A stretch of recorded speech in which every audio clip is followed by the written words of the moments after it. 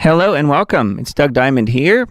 You are at another Diamond Report Live. It is 10:13 p.m. on Christmas Eve. Merry Christmas Eve to everyone. And I wasn't sure if anybody would tune in tonight, but we actually have quite a few folks. So hello and welcome. And how about those first three videos? I thought they were all very interesting and very well done. The last one was mostly science related, but I've been very familiar with Dr. Emoto's work for a long time. I actually did the DVD authoring, believe it or not, on Hidden Messages in Water, which was the Dr. Emoto DVD. Do you remember those? From about probably 15 years ago or more. So I've been very familiar with his work for a long time. So yeah, there's that, and then we had the Edward Bernays conspiracy, so a little history lesson there from Mr. Ike. And then we also had the Yuval Homo Harari video as well, giving us all a little boost of prophetic words coming from not him, but there's a lot of people that think that Homo Harari may very well be the false prophet. I don't know. I'm not sure about that. However, some of the things he's saying is very interesting, and let's just say he makes our skin crawl, for sure. So hello, everyone, and welcome. Glad you guys made it. Hope you guys have had a really good Christmas Eve day today. And we're just only an hour and some change out until it's Christmas, where I am at least. So, again, hello and welcome. So you can see I've got some festive lights and the snow falling. Notice I'm not getting snow on me, but I can, if the snow is annoying, I can become a geoengineer and shut the snow off. And if you doubt my powers, I'm going to demonstrate it right now. You ready? 1, 2, 3. Just like that. I can turn the snow off. Because I'm a geoengineer. No, not really. But if the snow is annoying, just let me know and I'll turn it off. I probably will anyways. It may get old after a while. But anyway, let's take a look at the news. We've got quite a few things to look at and several videos. I found quite a bit to go through tonight, so I thought I would share as much as possible with you guys before we move on into the rest of the holiday fun that we have planned. I'm sure you guys do as well with your families. So the first website I have pulled up, as usual, is HalTurnerRadioshow.com. I thought this picture was pretty cool. He's got this right front and center on his homepage right now. Kind of neat. As far as the news items he's got here, let's take a look at this first one here. He's got priceless U.S. Navy refusing to deploy brand new littoral combat ships to Middle East. Houthi anti-ship missile concern. So there you see one there, and it says U.S. Navy says it doesn't have enough warships to launch Operation Prosperity Guardian against the Houthis in Yemen. According to John Conrad, maritime journalist, the U.S. built 24 littoral, I guess that's how you pronounce it, I don't know for sure, littoral combat ships for coastal warfare, but the U.S. is now refusing to deploy them. Houthi anti-ship ballistic missiles and drones cause U.S. concern. U.S. concern. Interesting. Hal says here, according to Wikipedia, those littoral combat ships cost between $420 million and $480 million each. Not yen.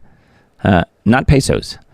We built at least 24 of them. Do the math. 24 times 420 million equals 10.08 billion. And now the Navy that bought them for coastal warfare isn't sending them into battle over fear of anti-ship missiles? WTF. So did we simply throw that money in the garbage? We have ships we can't use, so now what do we do with them? You know, you can't make this stuff up. The level of stupidity is amazing. Yes, it's also planned. So anyway, that's Hal's input there in the last few sentences I read, but I thought that was kind of interesting.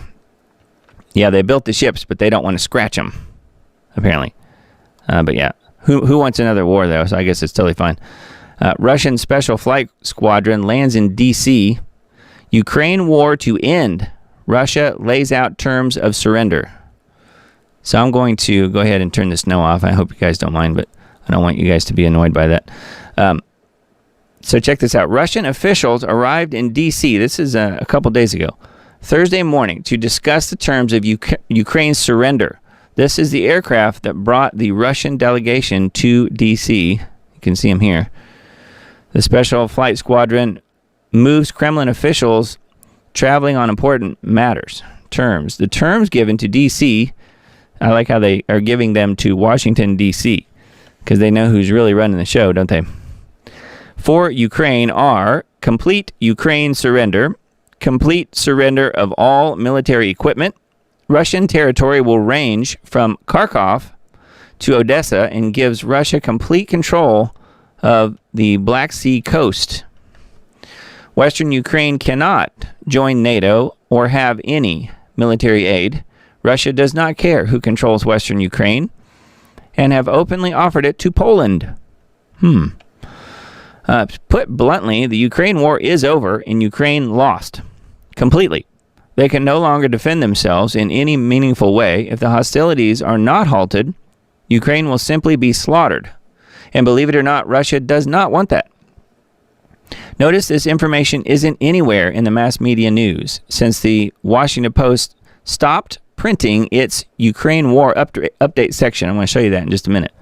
No reporting that Ukraine has lost and not a word about Russia's victory.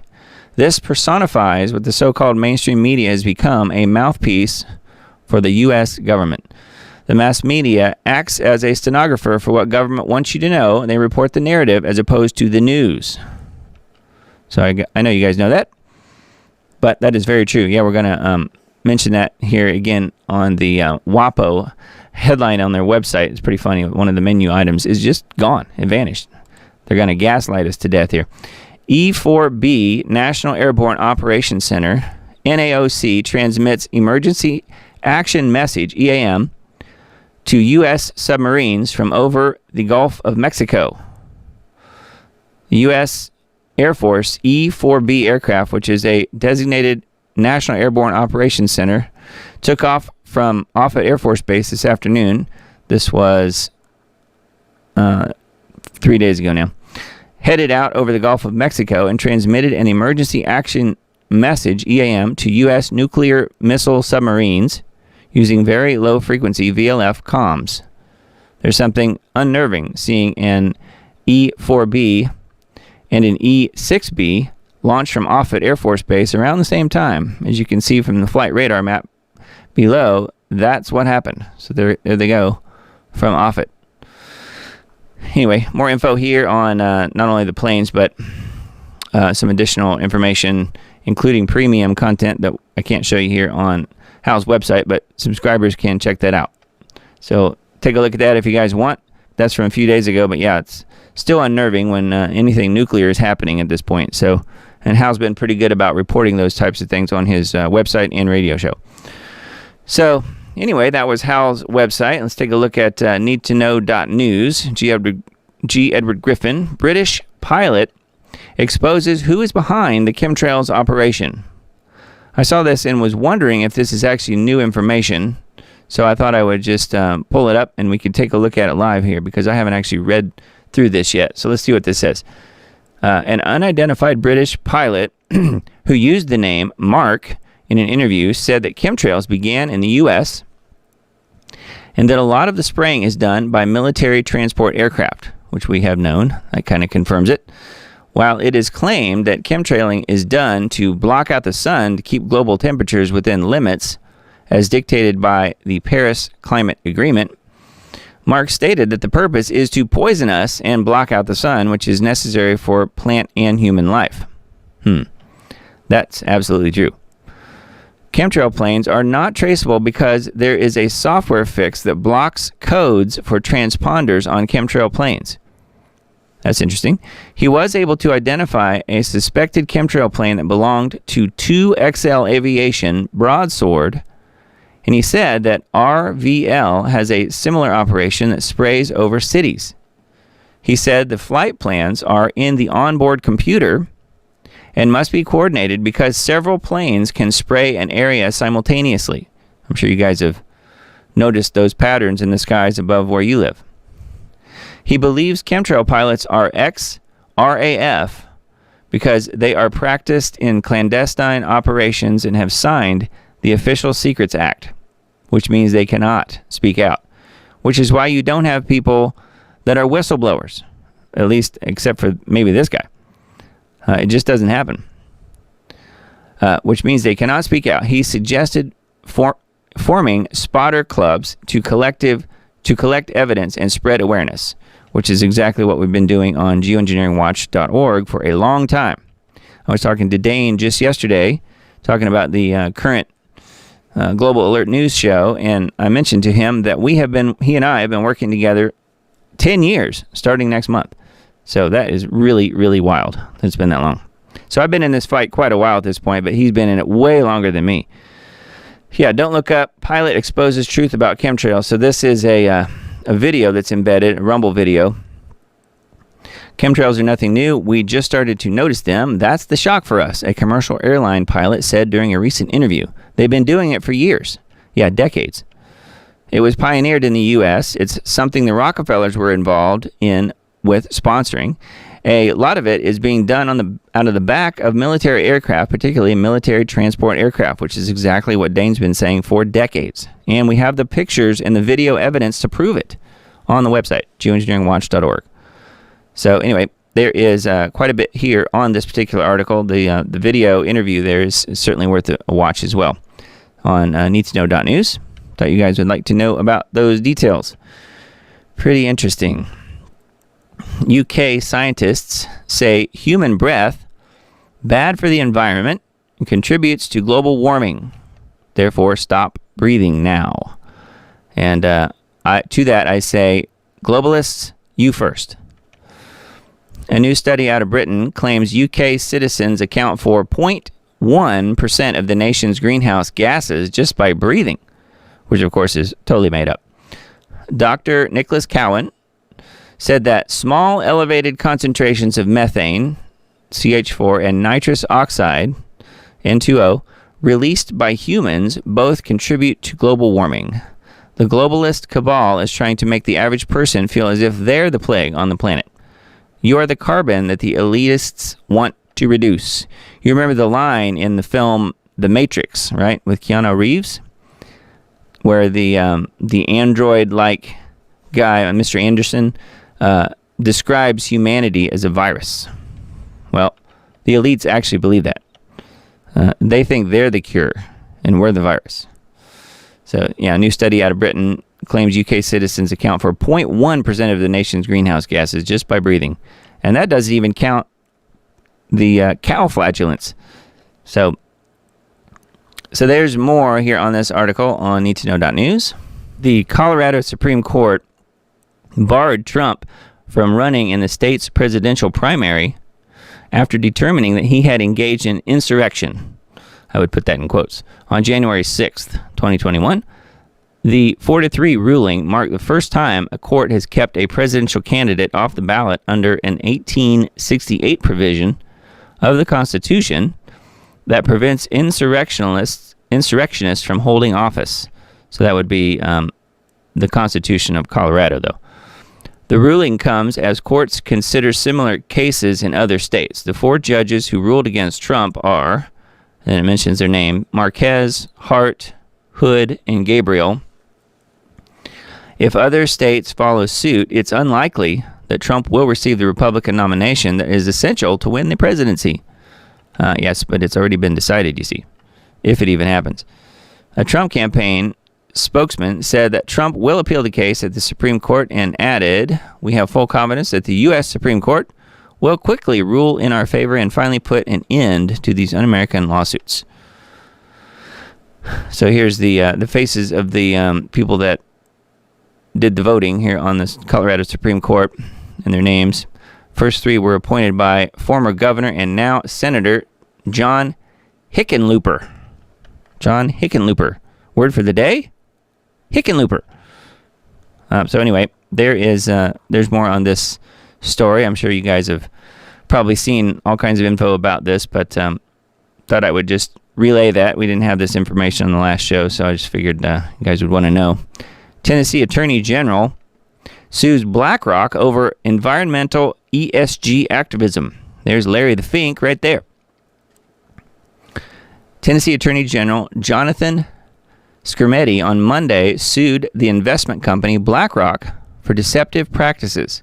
BlackRock is the world's largest asset management firm with approximately $9 trillion in assets under management.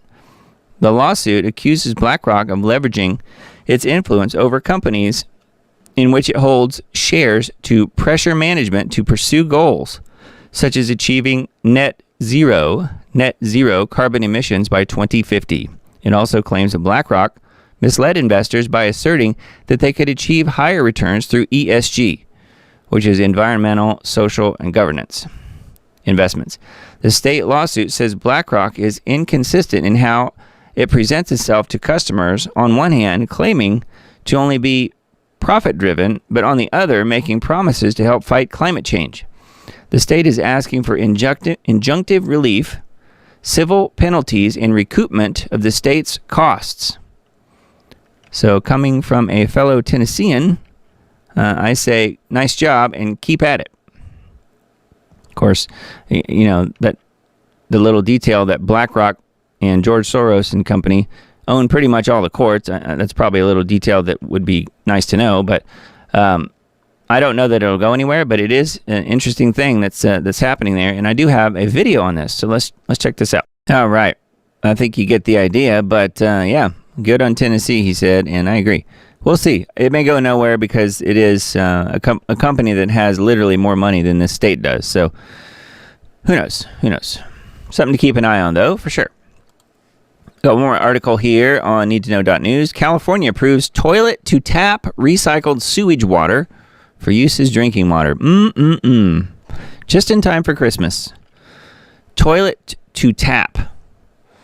California regulators, under a mandate from state law, approved new rules that allow water agencies to treat sewage wastewater and use it for drinking water in homes, schools, and businesses. The water companies are not required to use recycled toilet water for drinking water. Currently, recycled sewage water is mixed into aquifers or used for irrigation and other non-drinking purposes. The chair of the State Water Resources Control Board, Joaquin Esquivel, said that they approved new rules and said that most people are already drinking recycled water because most wastewater treatment plants put their treated water back into rivers and streams. So if you live in California, keep an eye out. Maybe do some investigation. California and Colorado are the only two states that allow wastewater to be used for drinking water. My guess is the judges on the Supreme Court in Colorado probably filled their glasses full of wastewater right before they did their voting the other day on the Trump thing. They're the only two states that allow wastewater to be used for drinking water. Water agencies will need public support to complete the toilet-to-tap water recycling projects, which means convincing customers that treated water is safe to drink and is not disgusting. The Cal Matters article cited climate change as the cause of water shortages in California, but radical environmental regulations limiting water distribution and lack of water storage are the major cause of man-made drought in the state. No, it's called geoengineering. That's the major cause of drought in the state.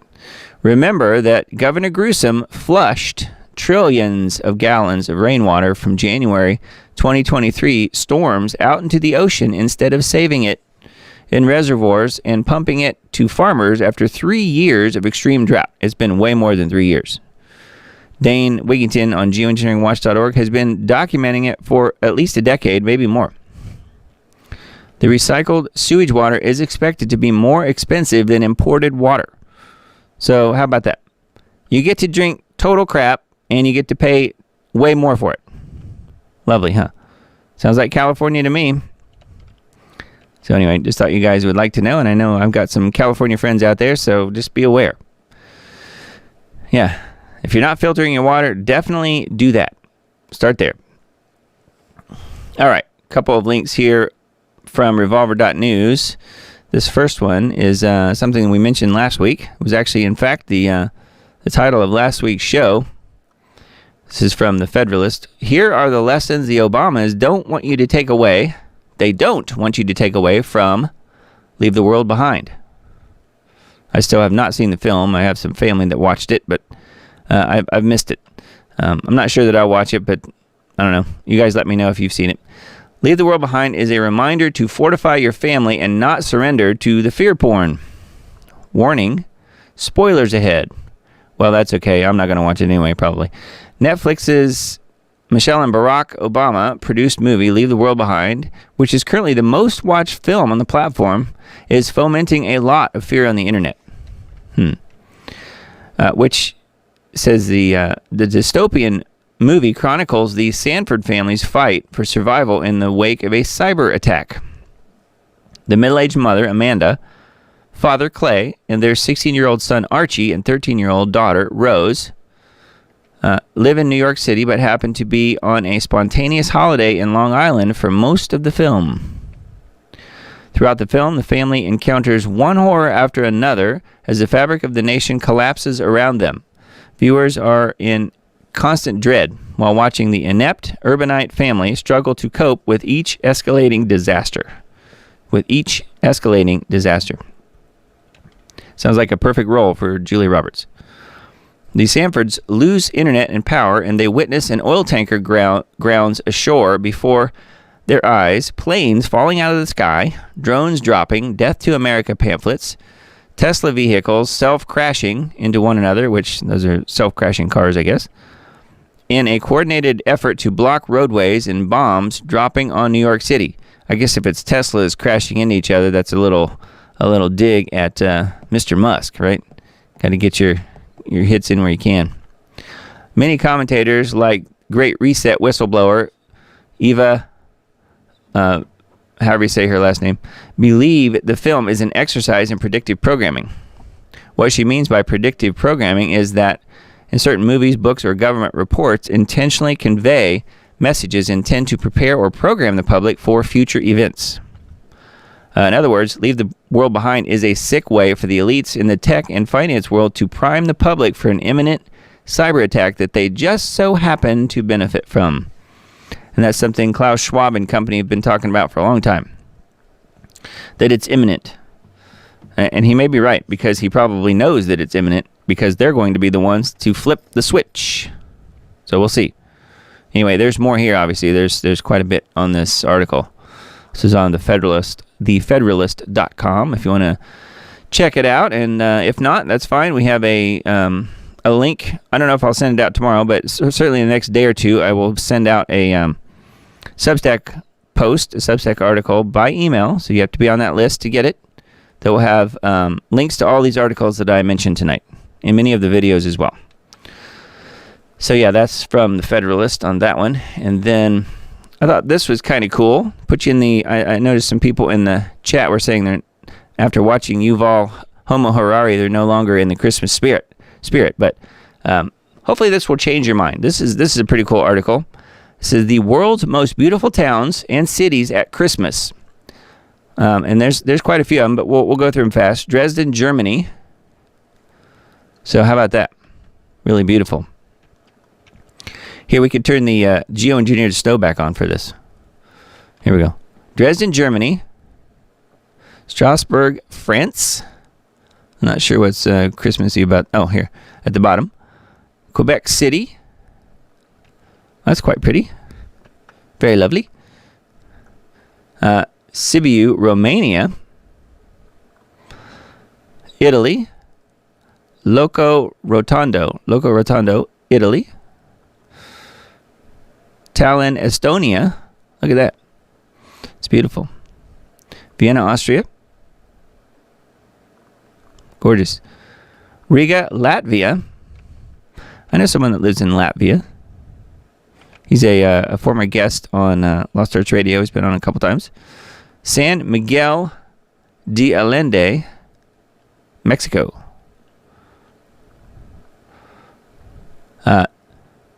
Tbilisi, Georgia. Bath, England. Cologne, Germany. Assisi, Italy. Vilnius, Lithuania. Wow, that's amazing. Prague, Czech Republic. Seville, Spain. Bruges, Belgium. Wow, very quaint looking. London. Surprisingly beautiful. I mean, London's beautiful, but you would think they would be too politically correct to have angels in the streets there. I don't know. Annaberg, Buchholz, Germany. Salzburg, Austria. Wow, just amazing. Grindelwald, Switzerland. Moscow. Beautiful. And that's it. So there you go. A few pictures there to put you back in the mood. If don't let Homo Harari ruin it for you. I think those pictures were beautiful. So anyway, hope you enjoyed that. All right, little Christmas break there for a second. And here's one more, actually. This is, I wanted to mention this because it's an interesting story, and something sort of hit me while I read through this. So I will mention what hit me as I read through this when I'm done. I'll mention it when I'm done. Jesus makes a profound and resounding return in New York City, Times Square. And you can see the picture here of many of the screens along Times Square. Known as America's most desolate, liberal-run city plagued by rampant crime, drugs, moral decay, homelessness, and skyrocketing costs, there's arguably no place on earth more in need of the Spirit of Jesus this Christmas season than the Big Apple. Surprisingly, Times Square, of all places, delivered a monumental tribute. For the first time ever, all 27 billboards were dedicated to sharing the true story of Christmas, visible and audible to everyone, for everyone to witness. This happened 3 weeks ago, but it's still stunning to see, and it's truly a Christmas miracle. Now, I know many of you guys won't like this next line, but just bear with me here. The Church of Jesus Christ of Latter-day Saints, which I am not a member, I'm just reading the article, took over the iconic New York City Times Square on Monday to show scenes of Jesus Christ's birth and traditional nativity. So just stop there. I mean, yes, I know Latter-day Saints, huge problem. I understand that. But it's interesting that they did this. The video of the event posted by the church on Friday shows many people who stopped along the busy streets to watch as lights on the giant screens showed beautiful artwork of shepherds, wise men, animals, angels, Mary, Joseph, and of course, baby Jesus.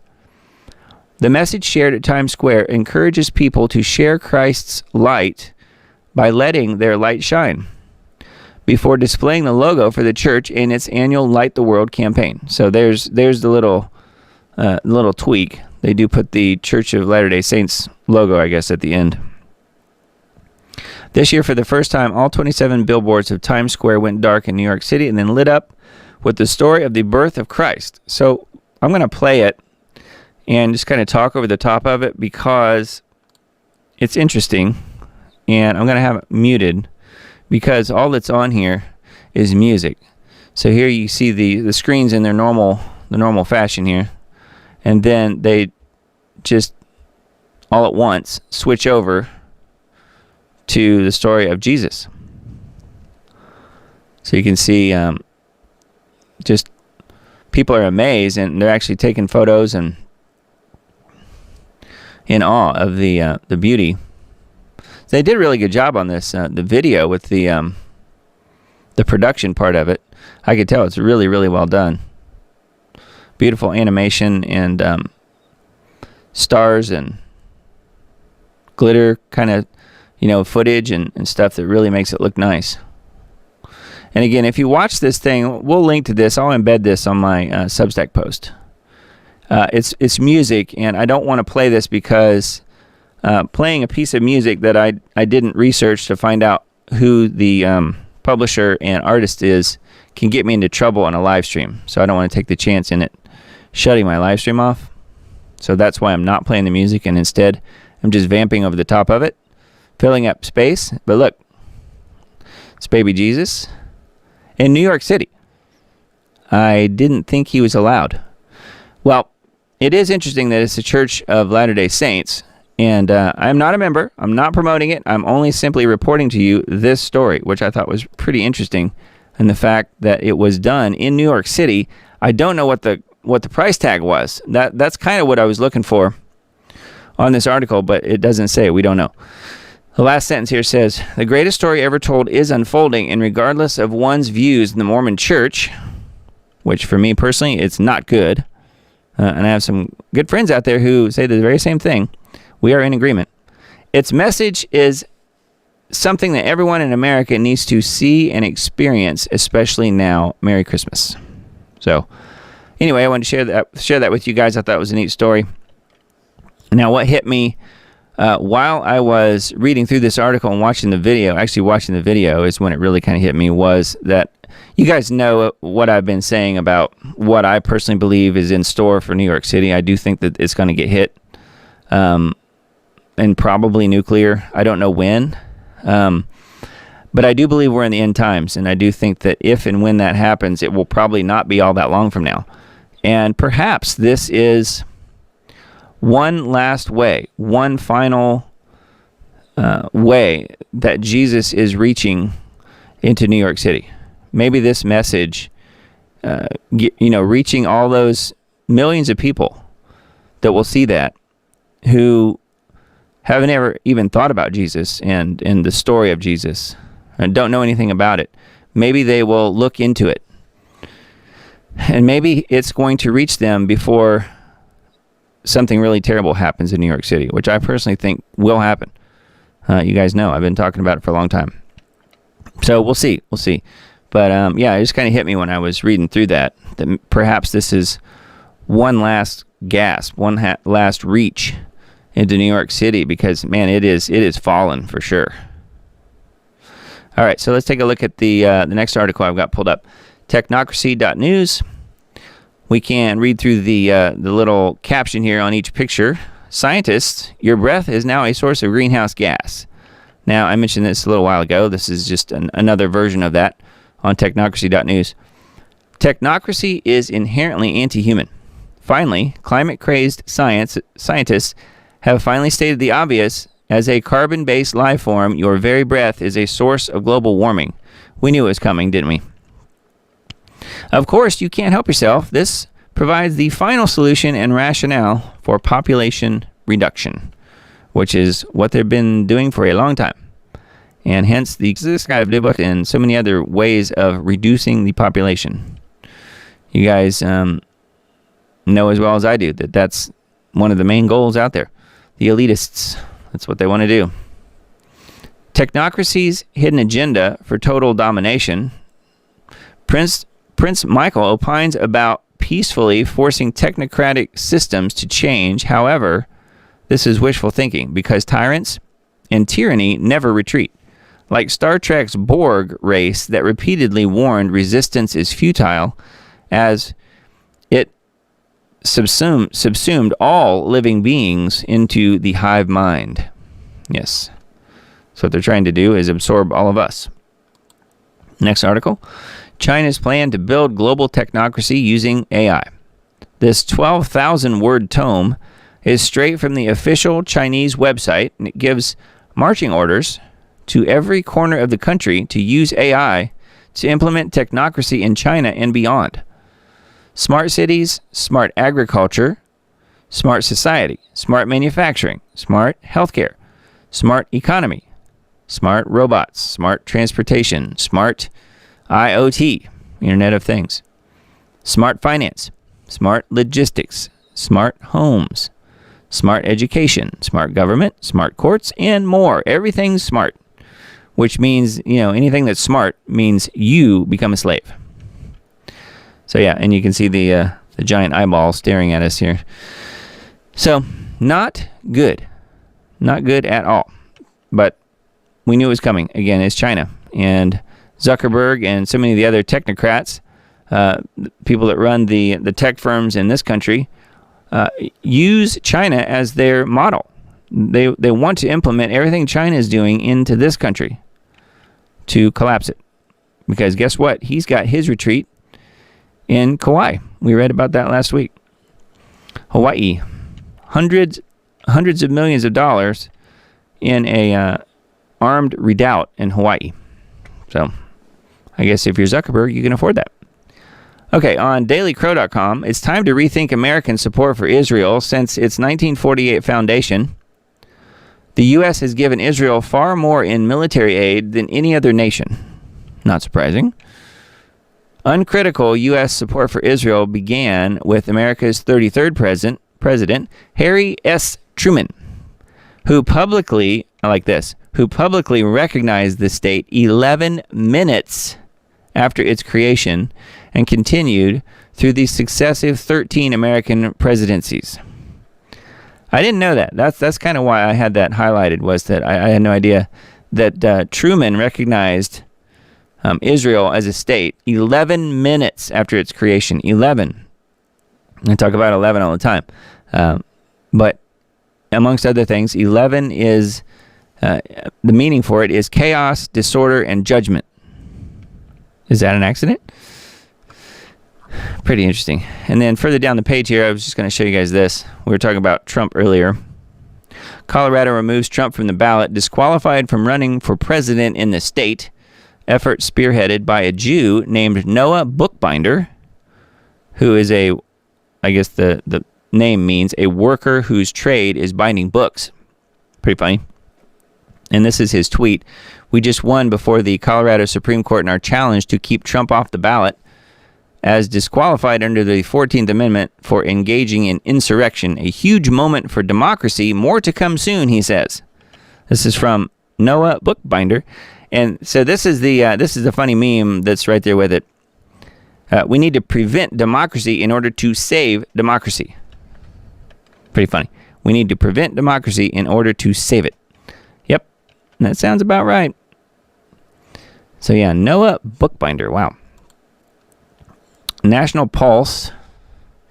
Watch unbelievable scenes as thousands of migrants invade the U.S. borders. It's becoming sort of old news, I guess, but we have to keep reporting it because we got to know that it's not stopping.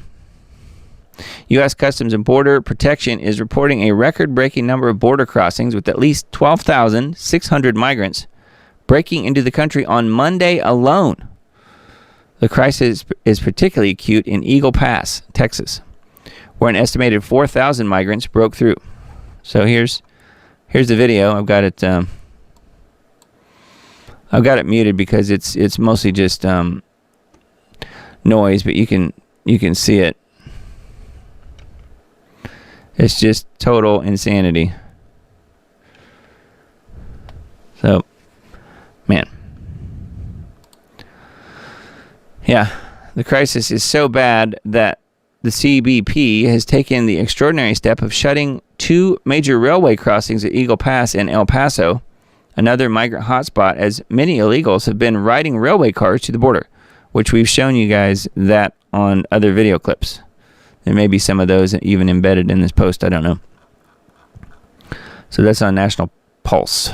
That's where that is. So, wow. Crazy. This is off the charts. Economist claims 2024 will bring biggest crash of our lifetime in the U.S. So, Happy New Year, right? Coming up, just in a few days, The Economist, who focuses on consumer spending, has issued a dire warning about the U.S. economy in the coming year. Since 2009, this has been 100% artificial, unprecedented money printing. And deficits, $27 trillion over 15 years to be exact. Economist Harry Dent told Fox Business on December 19th. This is off the charts, 100% artificial, which means we are in a dangerous state. I think 2024 is going to be the biggest single crash year we'll see in our lifetimes. We need to get back down to normal, and we need to send a message to central banks, he said. This should be a lesson I don't think we'll ever revisit. I don't think we'll ever see a bubble for any of our lifetimes again. Yeah. So 2024, if you haven't noticed, is an awful lot of sixes. So it's because 24, well, the 24 part is. So it's 4 of them. So I don't know. I always look at stuff like that. So I don't know. It's a little concerning to me. We were talking about Ukraine earlier. They're losing 800 troops a day. 800 troops a day. Ex-NATO officer says Kiev's manpower is significantly worn out as Russia's strategy of attrition is taking effect. A former German Air Force colonel has said around 800 Ukrainian troops are being killed and wounded daily. Amid the conflict with Russia, retired German Air Force colonel and prominent military analyst Ralph Thiel has claimed. He's probably, I'm guessing, either very accurate or maybe low. Just from the numbers that I've heard. Hal Turner's reported as well. Very similar numbers. So yeah, Ukraine has lost, which we kind of covered that earlier, but more proof here. This is on RT.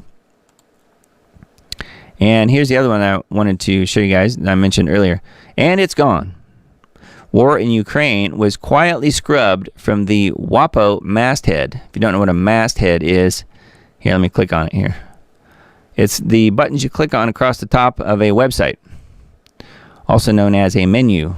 But you can see the Washington Post a few days ago had war in Ukraine as a menu choice. And now, look, it's gone. It's gone. Just like that. So, they're not going to announce it. Not at all. Because again, the WAPO outfit is basically an extension of the Biden administration, who are the gaslighters extraordinaire. So yeah, it's gone. Google experiments with faster and more adaptable censorship of harmful content ahead of 2024 U.S. elections. Harmful content. After unprecedented 2020 election censorship, Google lays out its game plan for 2024. This is on reclaimthenet.org. In the run-up to the 2020 U.S. presidential election, big tech engaged in unprecedented levels of election censorship, most notably by censoring the New York Post bombshell Hunter Biden laptop story just a few weeks before voters went to the polls. Yes, they buried it so that Biden would get in, at least in part. That was part of the reason. And with the 2024 U.S. presidential election less than a year away, both Google and its video sharing platform YouTube have confirmed that they plan to censor content they deem to be harmful in the run-up to the election.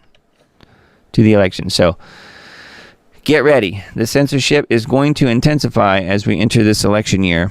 I'm not sure that we make it to the actual day of voting where there's going to be an election. That could happen, but I don't know. They have to have everything in line, and they have to have Trump out of the equation, in my opinion. So if that happens, then we may be looking at having a rigged election versus having martial law and World War III ahead of time. So I think that's one of the two things that's likely to happen. They'll get him out of the way, and we'll have a rigged election, or we'll have World War III and there will be no election. I'm not sure which.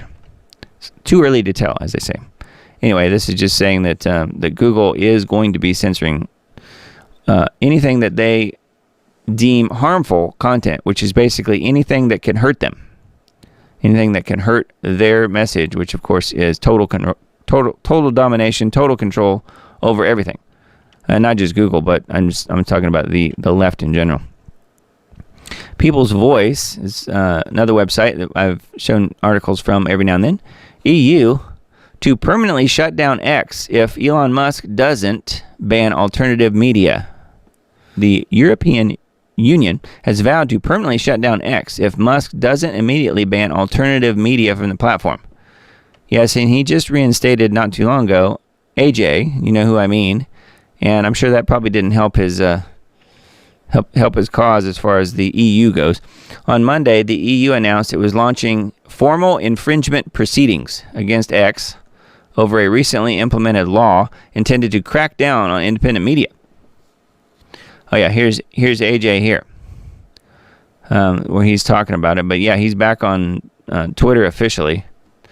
The announcement of the probe comes weeks after X formally Twitter was asked to provide assurances that it was complying with the terms of the European Bloc's Digital Service Act. Under the law, which came into effect in August, a company can be fined up to 6% of its annual global income or banned from operating if the EU is found to have breached the sweeping legislation. Man, they are not messing around. So yeah, more here on this article, including a a video here talking about the faked moon landings. Pretty funny. We covered that a couple weeks ago. All right, so Israel accused of secretly deploying neutron bombs in Gaza as weapons of genetic extermination. Again, article from Mike Adams here in interviewing Christopher Busby, who's been a frequent guest on Lost Search Radio, talking about a literal bombshell piece of news because it's news about neutron bombs and a claim by a British scientist who he interviewed that claims that Israel is using neutron bombs right now, which is leaving behind verifiable levels of enriched uranium in Gaza, and that the U.S. also possesses this weapon, and that the U.S. has used it in Fallujah. The claim is that Israel also used this in Lebanon in 2006 and in Gaza in subsequent years. This is going to take a little bit of science to explain, but once you understand it has been found and confirmed, you will never be able to unsee this. So stay tuned. Interview with Chris Busby, who is with greenaudit.org. Yeah, that's his website. Coming up here today. This is Mike. This is a transcript from the actual interview, so I'm sure that's embedded here somewhere. Israel depleted uranium and neutron bombs. So something to look at here, and potentially a, no pun intended, a bombshell story. So I don't know. I'm not sure if that's actually the case or not, but there's a link to it here on Natural News. So yeah, definitely take a look at that if you want more info, but that's on naturalnews.com. Another People's Voice article, Bill Gates predicts 2024 will be the year that AI completely takes over the world.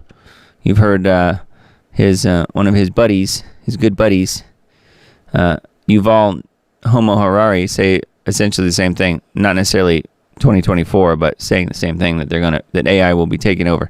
I don't know. I'm not sure that I totally buy into that. I think it will become more prominent for sure. Billionaire eugenicist Bill Gates has shared his predictions for the year 2024, including how artificial intelligence is likely to completely take over the world. I don't know. I have my doubts. I think people are getting a taste of it and realize that, yes, it can be useful for certain things, but for the most part, it's bad news. Microsoft co-founder shared his chilling predictions in a blog post published earlier this week, which he noted that 2023 was, for the first time, he had used artificial intelligence for work and other serious reasons and not just to mess around and create parody song lyrics for his friends. Nice. He's got nothing better to do, I guess, other than try and, kill everyone on the whole planet.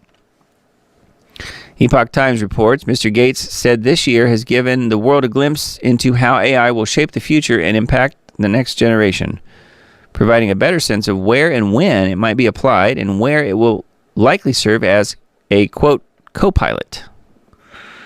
Yeah, so anyway, something to look out for. This is, Bill Gates of hell we're talking about here. So he definitely has the connections to make it happen. So we'll see how much he's going to be involved in that happening, in that AI rollout. AI discovers a new class of antibiotics after scouring 12 million compounds. Antibiotics have saved countless lives and are a crucial tool in modern medicine, but we're losing ground in our battle against bacteria. In the middle of the last century, scientists discovered whole new classes of antibiotics. Since then, the pace of discovery has slowed to a trickle, and the prevalence of antibiotic-resistant bacteria has grown. There are likely antibiotics yet to be discovered, but the chemical universe is too big for anyone to search. In recent years, scientists have turned to AI machine learning algorithms can whittle enormous numbers of potential chemical configurations down to a handful of promising candidates for testing. To date, scientists have used AI to find single compounds with antibiotic properties, but in a new study published yesterday in Nature, MIT researchers say they built and tested a system that can identify whole new classes of antibiotics and predict which are likely safe for people, which then they won't give those. They'll give the ones that aren't safe for people.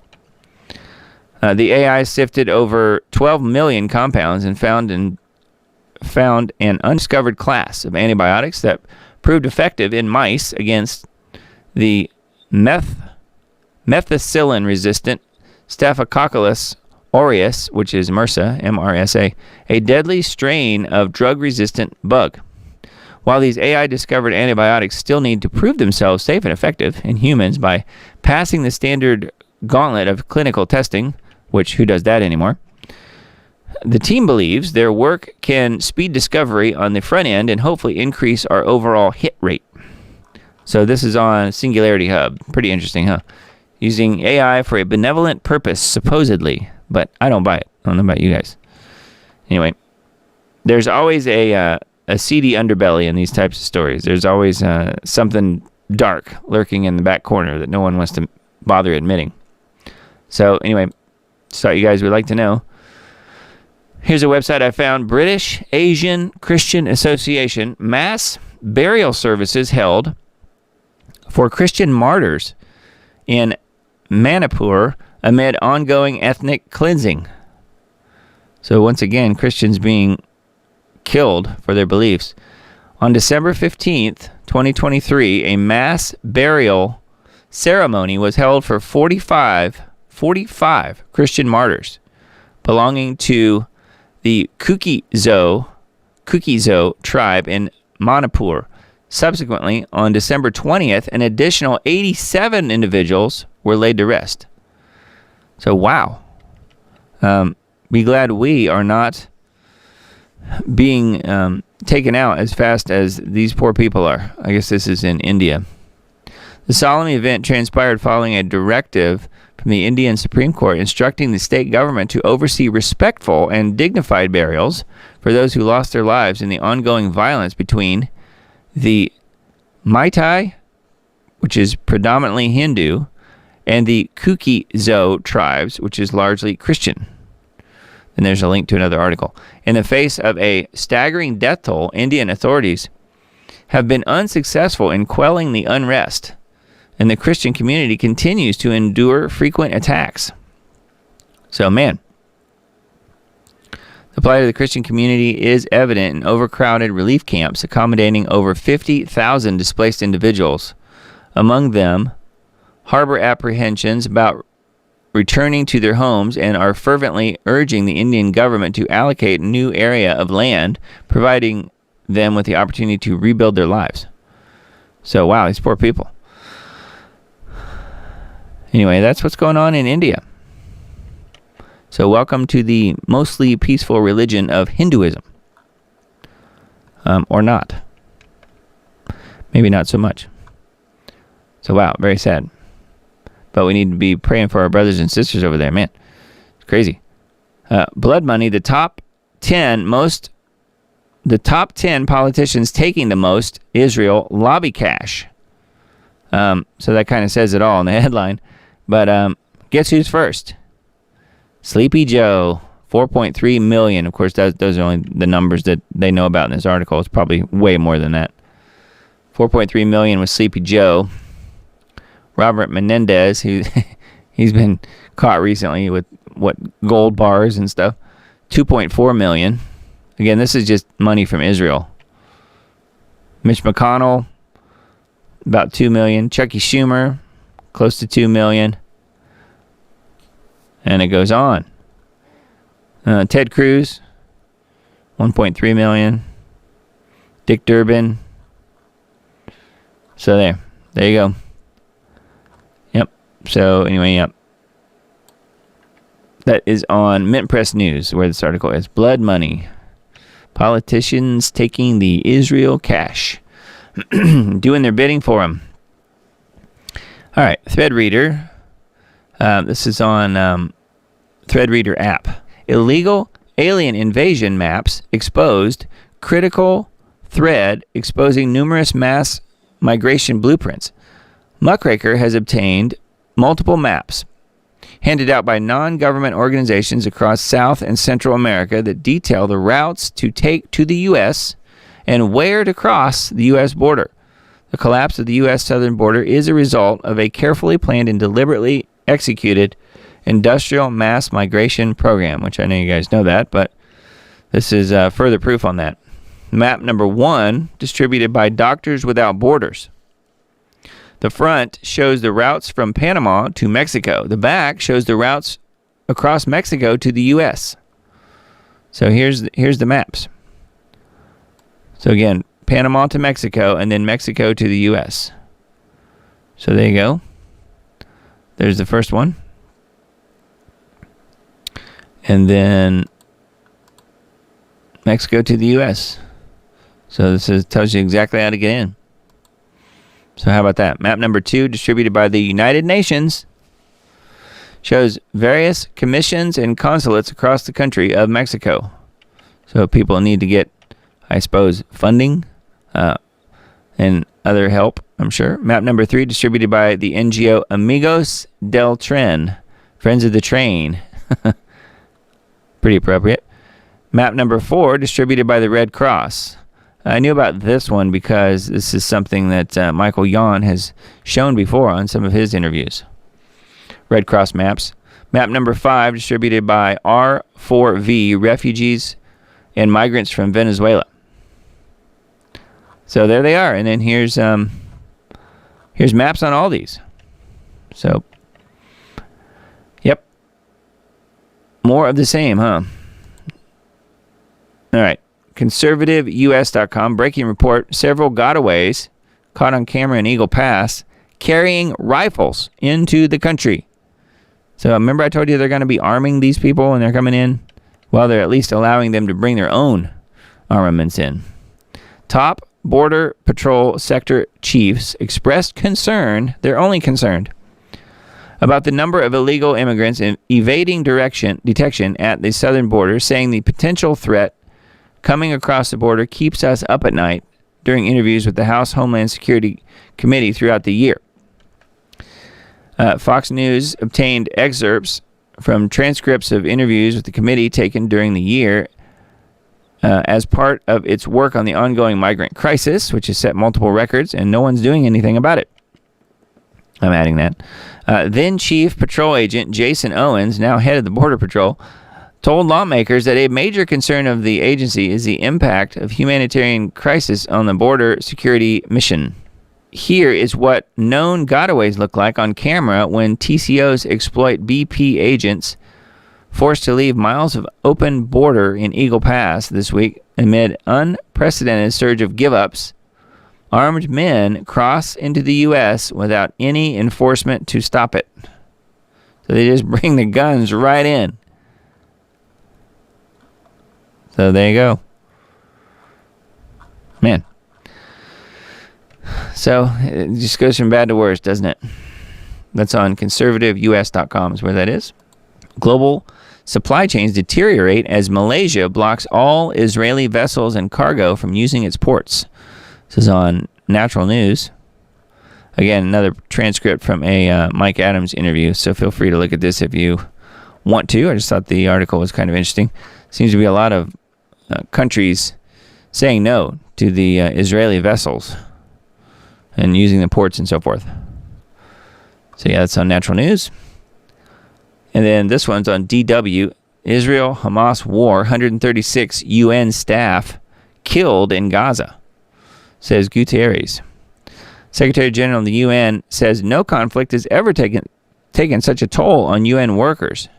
Meanwhile, the Hamas-controlled health ministry in Gaza reports that Israel hit a refugee camp. So, more info here, including some video. Yeah, so 136 UN staff have been killed in Gaza. Man. All right, some Gateway Pundit articles. We'll just go through these real quick. General Milley knew Chinese spy balloon was collecting data over the U.S., but lied about it to the American public. And imagine my shock. I'm sure you can say the same. Last January, man, has it been that long? The Biden administration knew about the Chinese spy balloon traversing across the continental U.S. from Alaska to the Carolinas, but sought to conceal this from the American public. A newspaper photographer first spotted the balloon over Montana. The Chinese spy balloon first entered U.S. airspace over Alaska in late January. Biden and Milley knew the surveillance balloon was over the U.S., yet Biden chose to stand down. That's because he's owned by China. He's like a vending machine. You just put in money and you get out what you want. That's Biden. The balloon soared over nuclear silos and military installations across the U.S. with Joe Biden's full approval. But he's not guilty of treason or anything like that. No, not at all.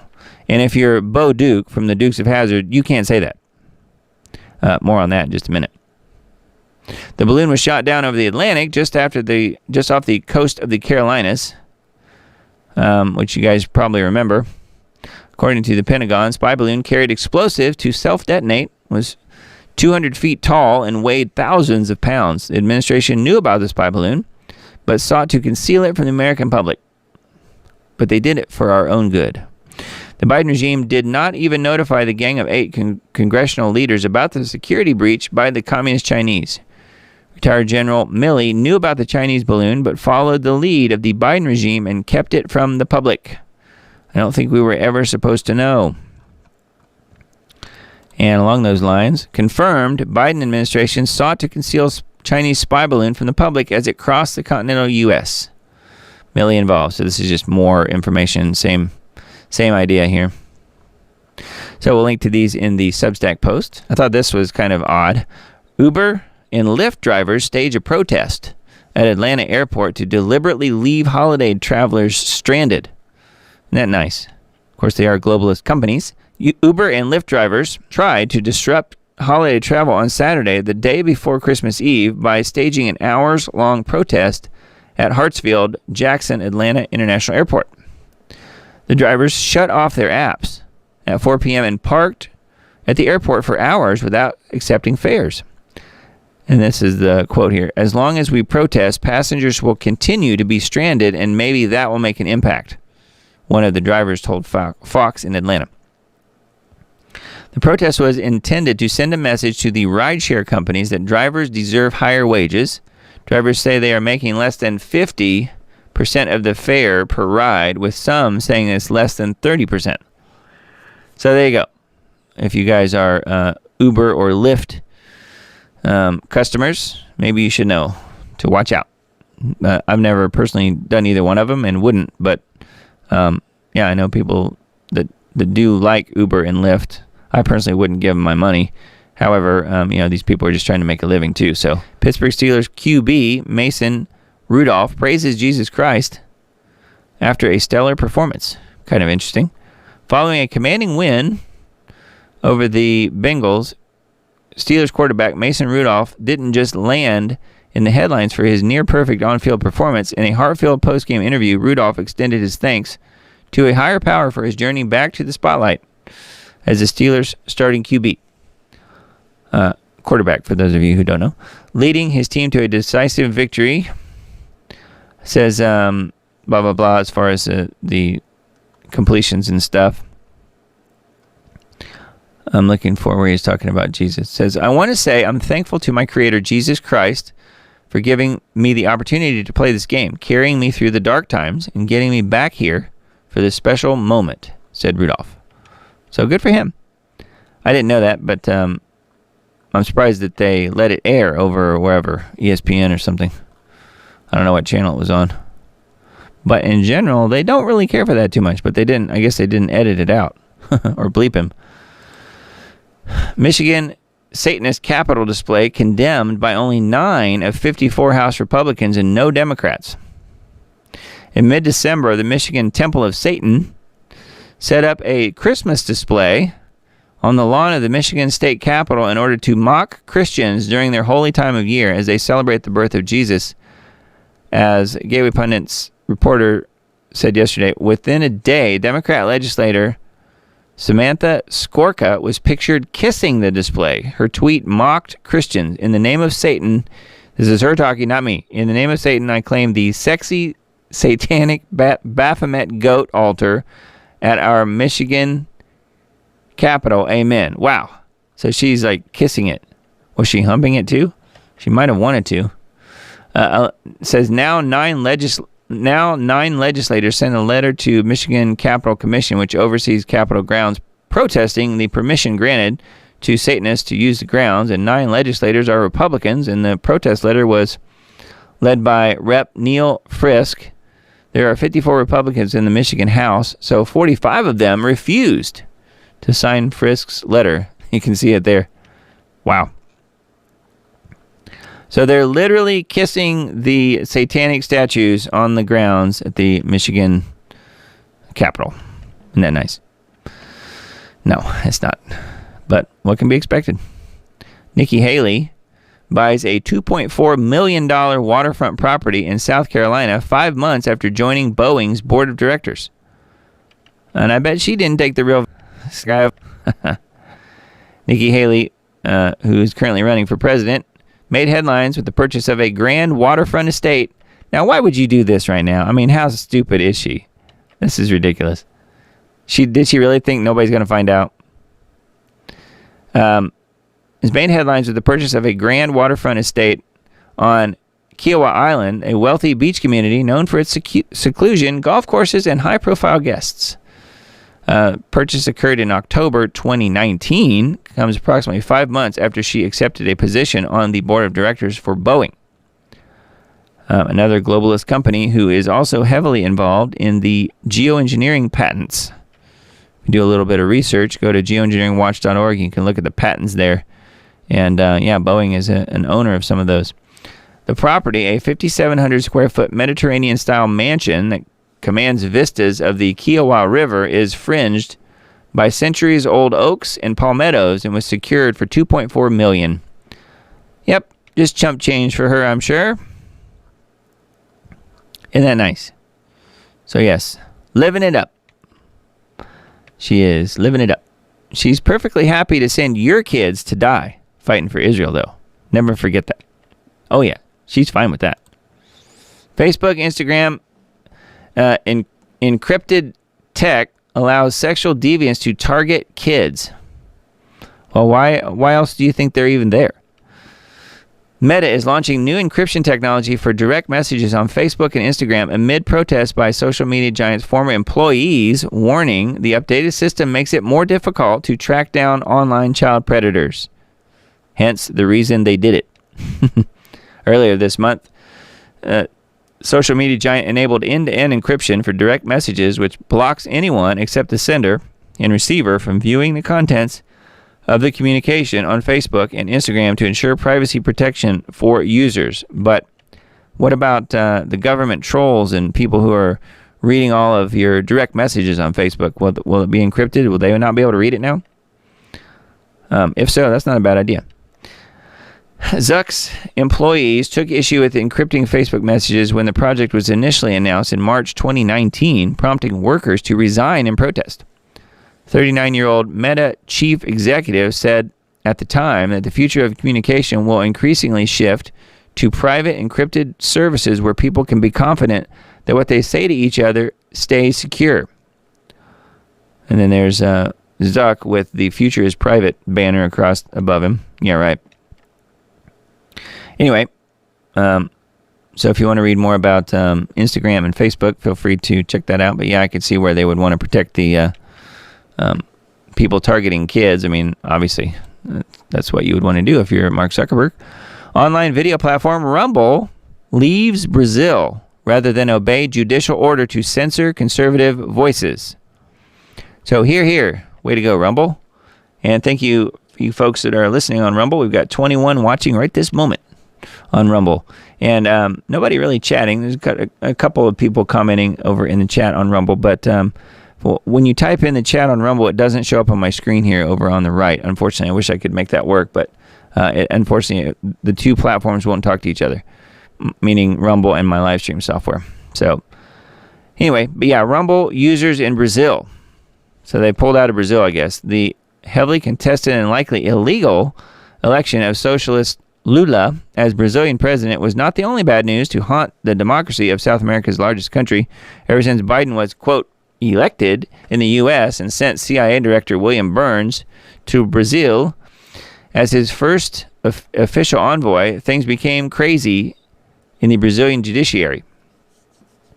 The globalist, out-of-control Brazilian Supreme Court justices in particular have taken a myriad of decisions that are patently absurd and detrimental to our society. Many content producers were outright censored, and the pressure on platforms to comply with tyranny has been relentless. So they are going after conservative voices, and Rumble says, no thank you, we are now leaving in Brazil.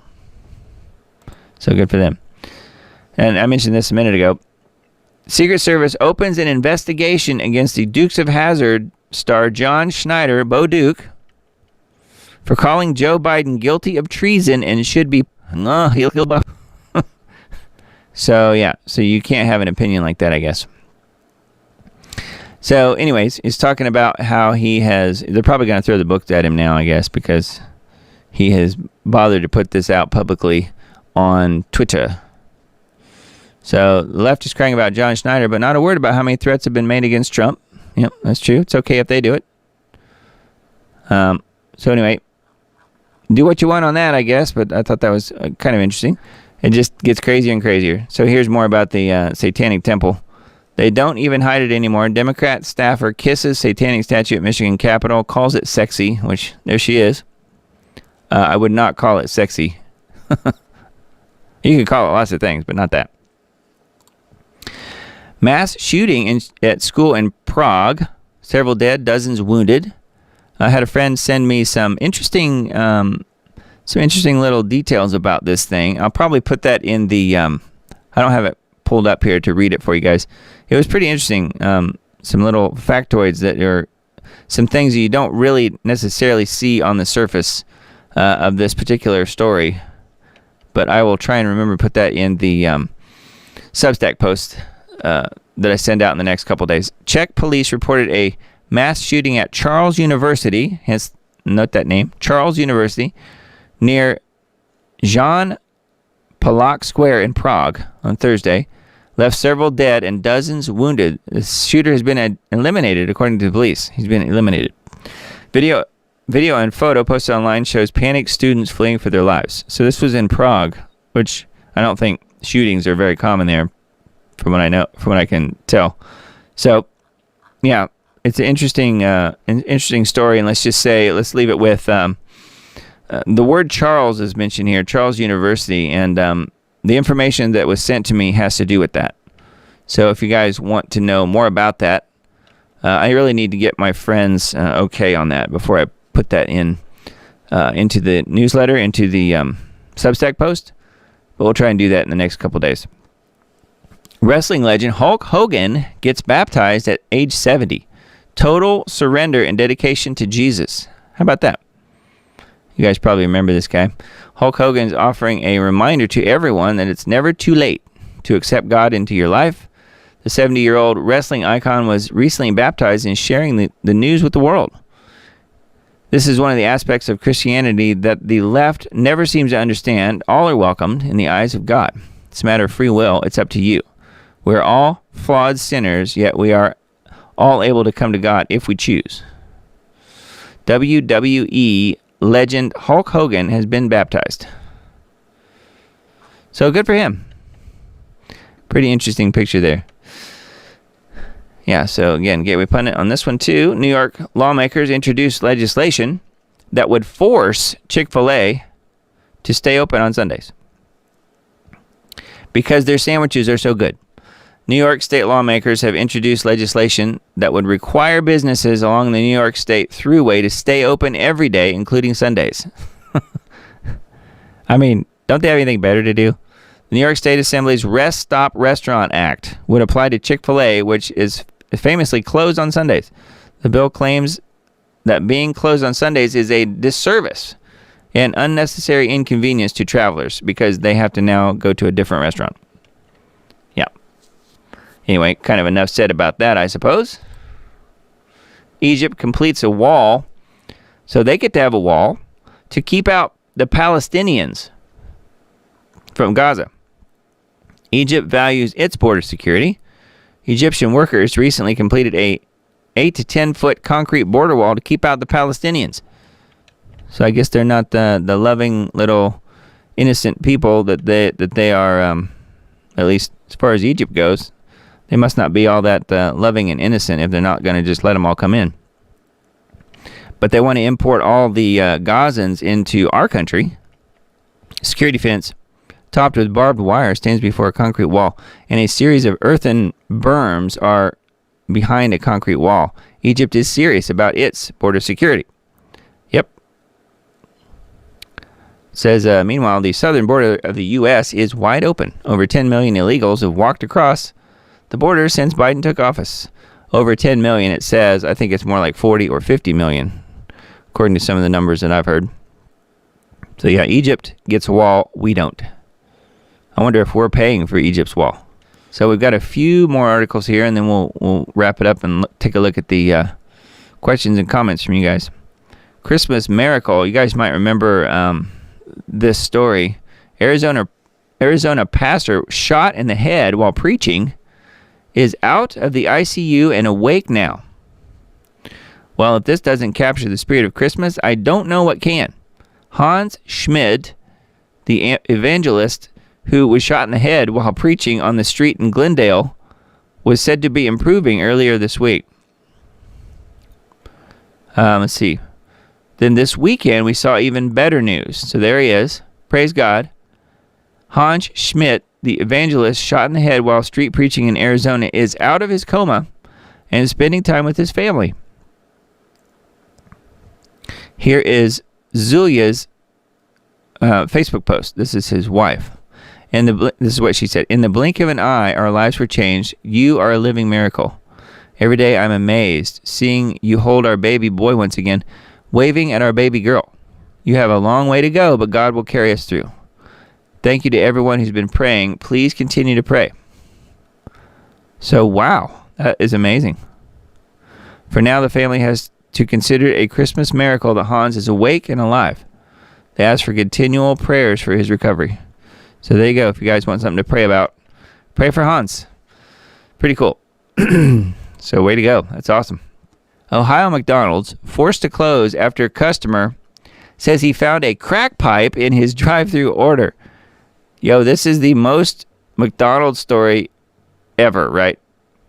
Customer enters the drive-thru for breakfast and allegedly leaves a bag full of delicious breakfast along with one very much used crack pipe.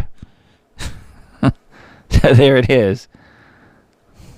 Employee who lost his crack pipe, realizing the customer is holding it. There he is. That's funny. Yes, this customer says when he opened up his breakfast bag, he found a flipping crack pipe inside. He even parked and went inside to complain, and all they did was offer him a refund. Something only a crackhead would do. They didn't say, no, it didn't come from us. You must have put it in there. They didn't say that. They just offered him a refund.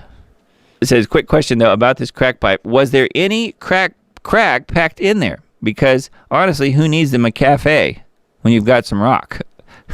Just saying. Oh, man. All right, well, we don't really need to continue with that, but I thought that was kind of funny. So, Ohio McDonald's is the Department of Transportation's favorite time of year for punny traffic warnings. Here are my favorites, according to the person who wrote this article.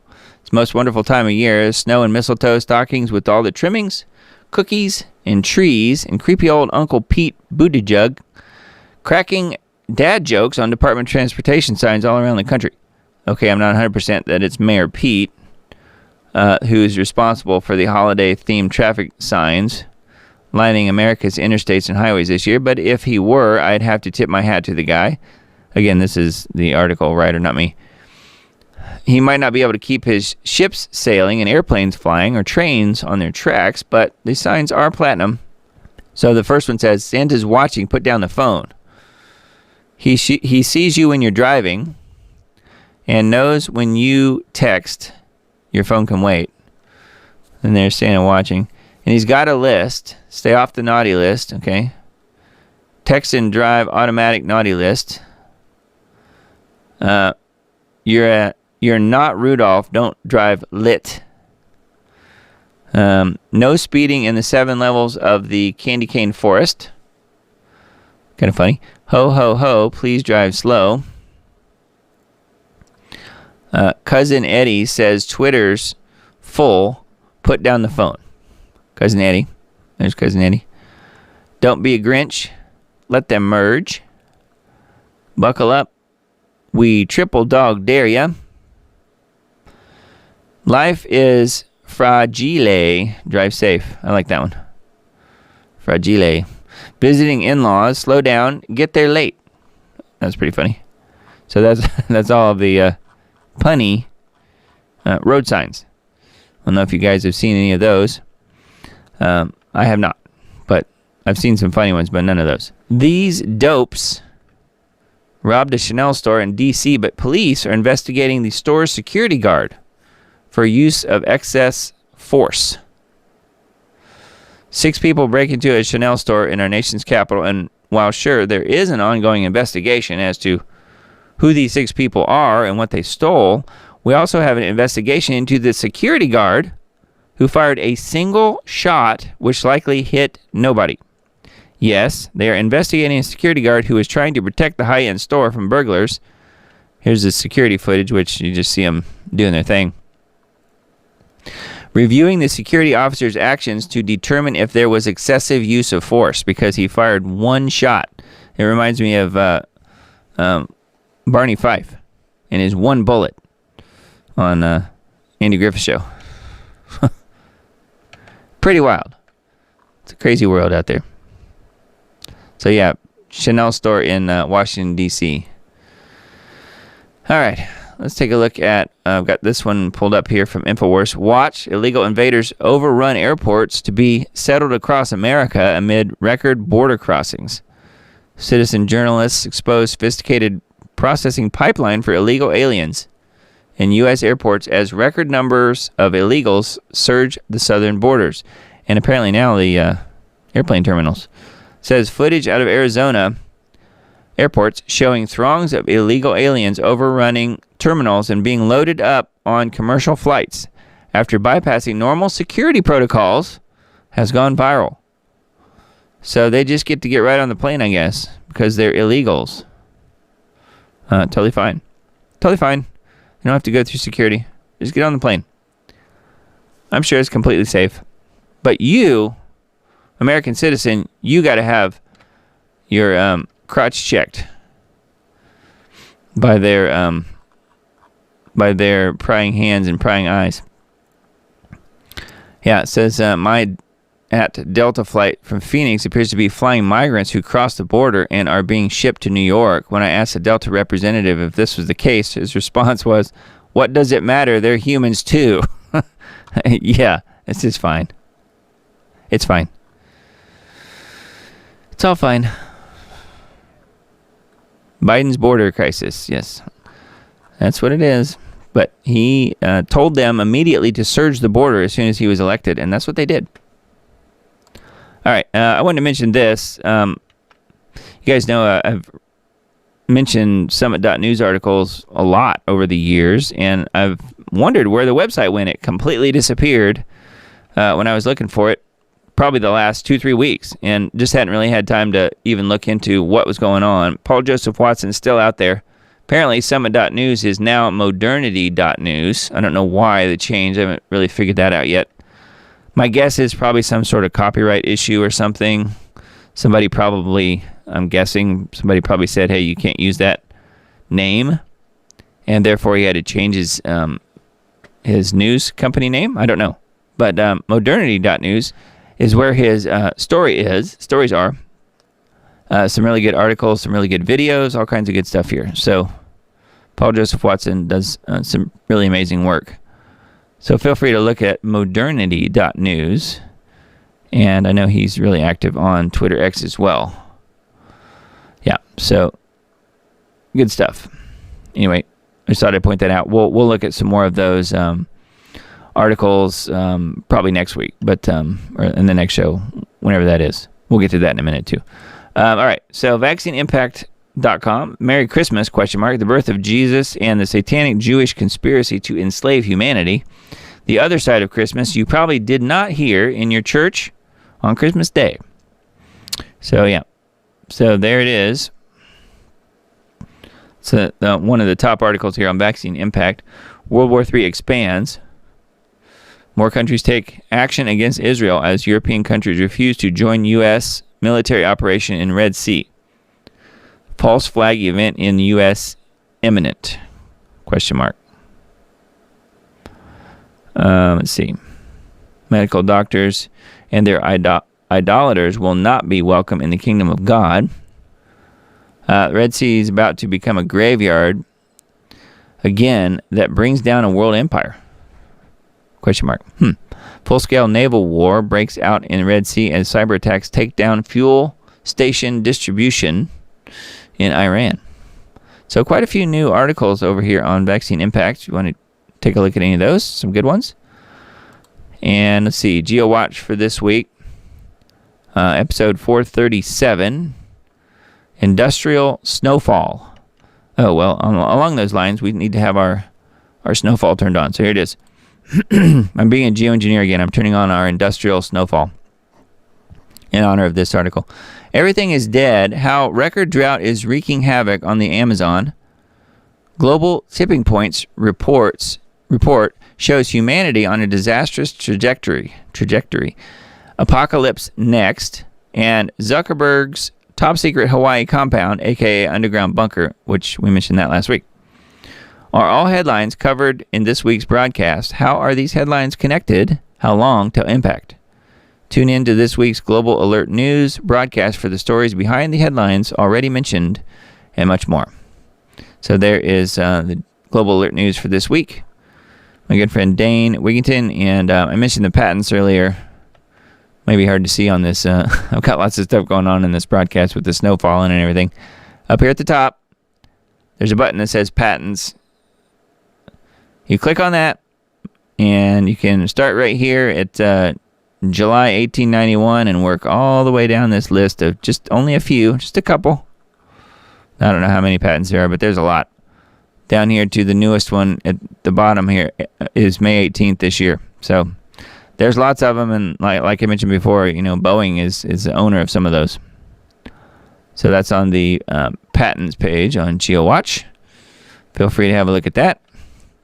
And once again, I'm going to snap and turn the snow off, just like any good geoengineer might want to do. All right, so I've got a video that goes along with this, and I think that'll be good because I can give my voice a little bit of a rest, and then we will come back and look at questions and comments. 30piecesofsilver.org is something that I've not heard of this website before, but before we look at the website, let's take a look at this video, and I think this will help explain exactly what's going on with it. So it's called the Christian version, Christian in quotes, version of the WEF is working with the globalists to label real Christians as extremists and persecute them. So here it is. That is directly from the soon-to-be Antichrist, King Charles, who is the head of the World Economic Forum. He's above all that stuff. And here we have it. 30piecesofsilver.org is reporting on this. The World Evangelical Alliance role in upcoming WEF and Davos 2024 Faith in Action collaboration. That is straight out of the Bible, in my opinion. Because this is King Charles, soon to be the biblical Antichrist, teaming up with the World Evangelical Alliance.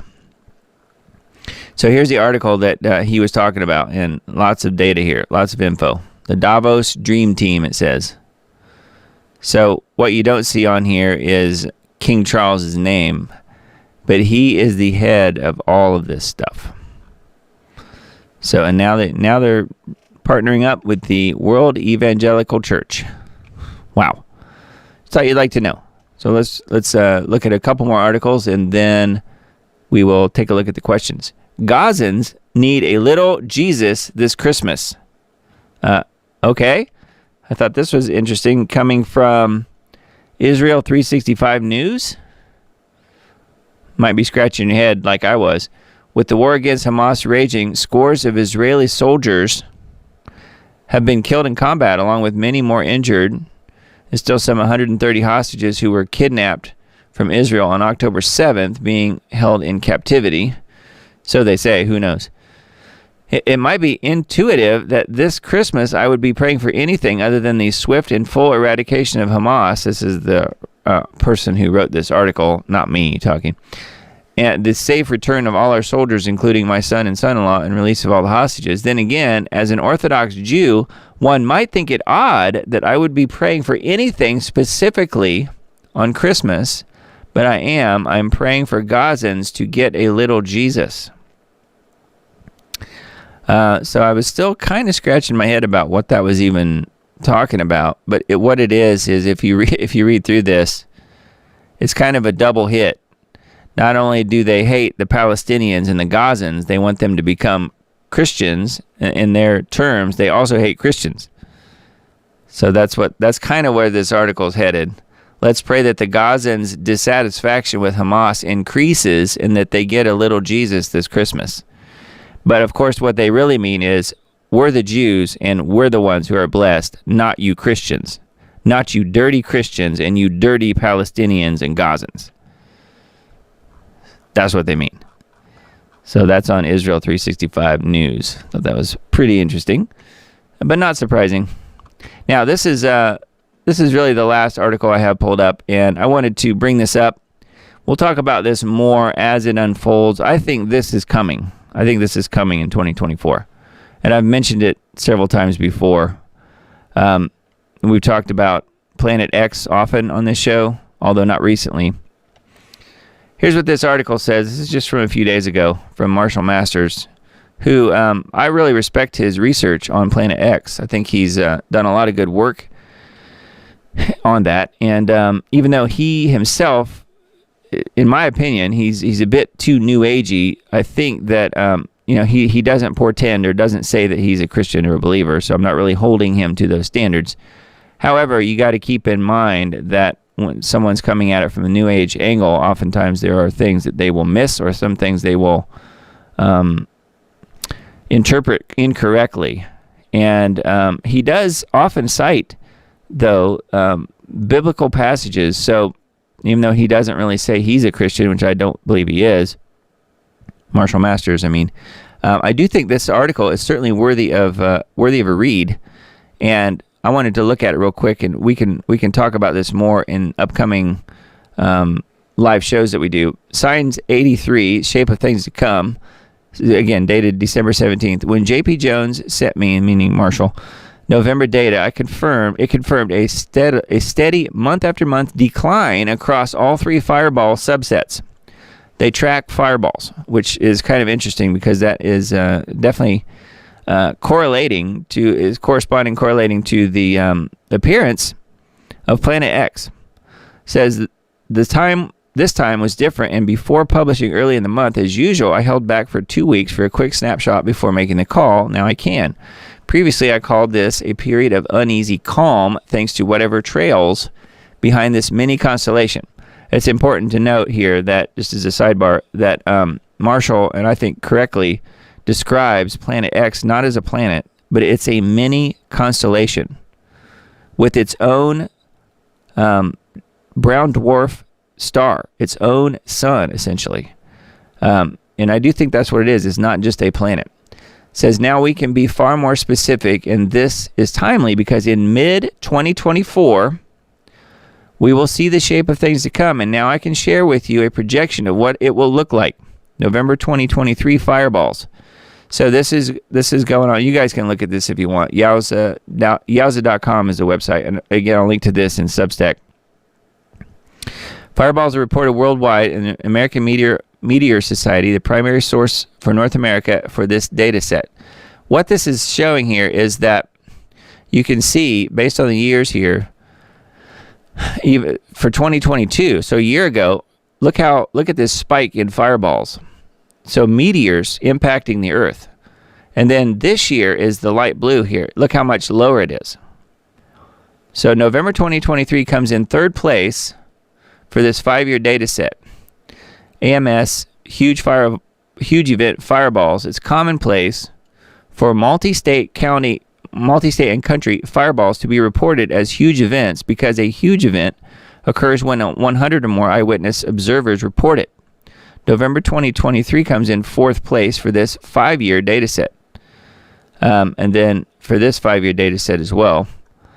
And then the inner ring of the Nemesis cloud is bolting upward through the ecliptic into the northern skies as Nemesis begins accelerating towards Aphelion, its closest point to Sol.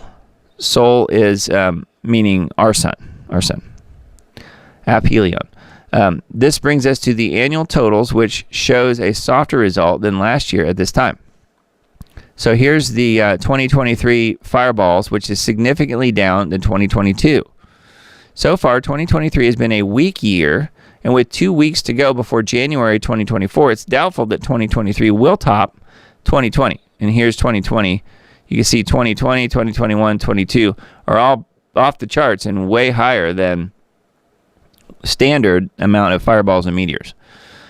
This brings us to the relevant question. Every data set for this month seems to be running far back in the pack and sucking dust. So what gives? Comets have multiple tails, and we focus on the debris and ionized gas tails. The debris tail follows the object's trajectory, whereas the gas tails point away from the sun due to solar winds. The Planet X system is a mini constellation with Nemesis, which is a sister to Sol. So in other words, Nemesis is the brown dwarf star that's part of the Planet X system. It's a sister to our sun, and it has a Nemesis cloud, much like the Oort cloud surrounding our system. At the same time, it behaves like a comet with a clockwise, high-speed inclined orbit. However, the term tails is unsuitable, and there isn't much else out there. So I've created a new term for this. Instead of a tail, it's a component, because we're talking about large overlapping fields of gas and debris. All our reporting on the Nemesis cloud theory of J.P. Jones is proving true.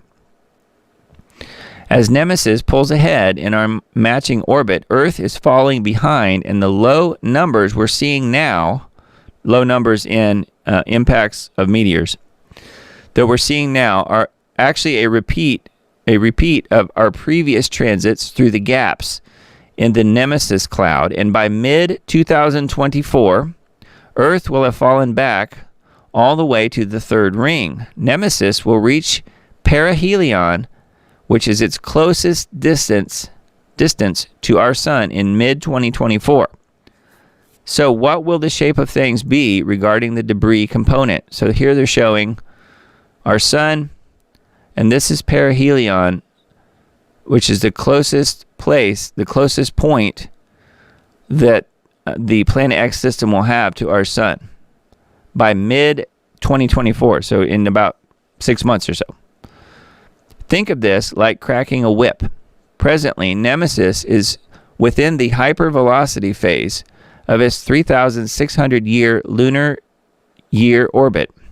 And when you hear the crack, it will have reached perihelion, its closest distance to our sun, in mid-2024. When this happens, what will the shape of things be regarding the debris component?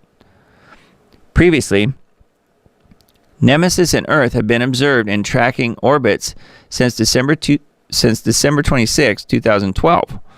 Now, Nemesis is in hypervelocity and is consequently pulling ahead. From mid-2024, we will close with Nemesis, and at the same time, the sunlight side of Nemesis will highlight the gas component. So here you see the perihelion. In other words, this is the Planet X system. This is why it looks like it has wings. It's this gas cloud. The perihelion, the closest point that Planet X will be to the sun, will happen mid-2024, and it'll be coming right through here. Here's Earth, out here. Sometime after reaching perihelion in mid-2024, Nemesis will appear to grow its fabled wings thanks to the light of Sol, our sun, which will be the gas component. After that, it gets biblical. How about that? Again, coming from a New Age guy. Earthquakes since 1997. Then he goes in, talks about earthquakes, how that kind of fits into it as well. Yowza will continue to report the data, though it is corrupt because it is corrupt for a good reason. Brave patriots are putting on the line deep beneath our feet rather than complain about numbers. Let's pray for them in victory. So it's talking about some of the information coming in on earthquakes isn't really completely accurate, I guess. So anyway, I just thought that was kind of interesting. The main thing here, the main takeaway is that mid-2024, he's saying, and I tend to think he's probably right because he studies this thing full time. He thinks 2024, about midway through, Planet X will make itself known. So we'll see. But, it's funny, or maybe not so funny. If you look at my timeline that we've talked about so many times on this show, and then devoted an entire series to end times dates on my YouTube channel and other channels. Down there at the middle, at the bottom, Wormwood, aka Nibiru, Planet X returns, and then 2023 question mark. That's what I had put on my timeline here. It's from a year perspective when it might happen. 2023 question mark. Obviously, that didn't happen in 2023, but remember, I put this timeline together in 2019 based on some of the things I was looking at then. And so now, the article that we just read on Yowza.com, right here, is talking about 2024. So maybe I'm off by 6 months. Pretty interesting, huh? All right. So I think that was it for my articles tonight. Let's take a look here. Yeah, I think that was all. So let's I think I mentioned this last week. Three new products. If you guys want to have a look at the Diamond Report store, it's there in the upper right corner, shop.thediamond.report, in that black box there. And if you want to support what I'm doing, thank you very much. Certainly could use the support. I've had a few of you guys who have purchased some different products, and thank you for doing that. I've got what they call the Doug mug. Got it here. This is got my music company logo on it, Diamond Disc Audio, and then this is the water bottle. I just smashed my speaker with the water bottle. End Times Dates. I was just talking about that. This is the water bottle.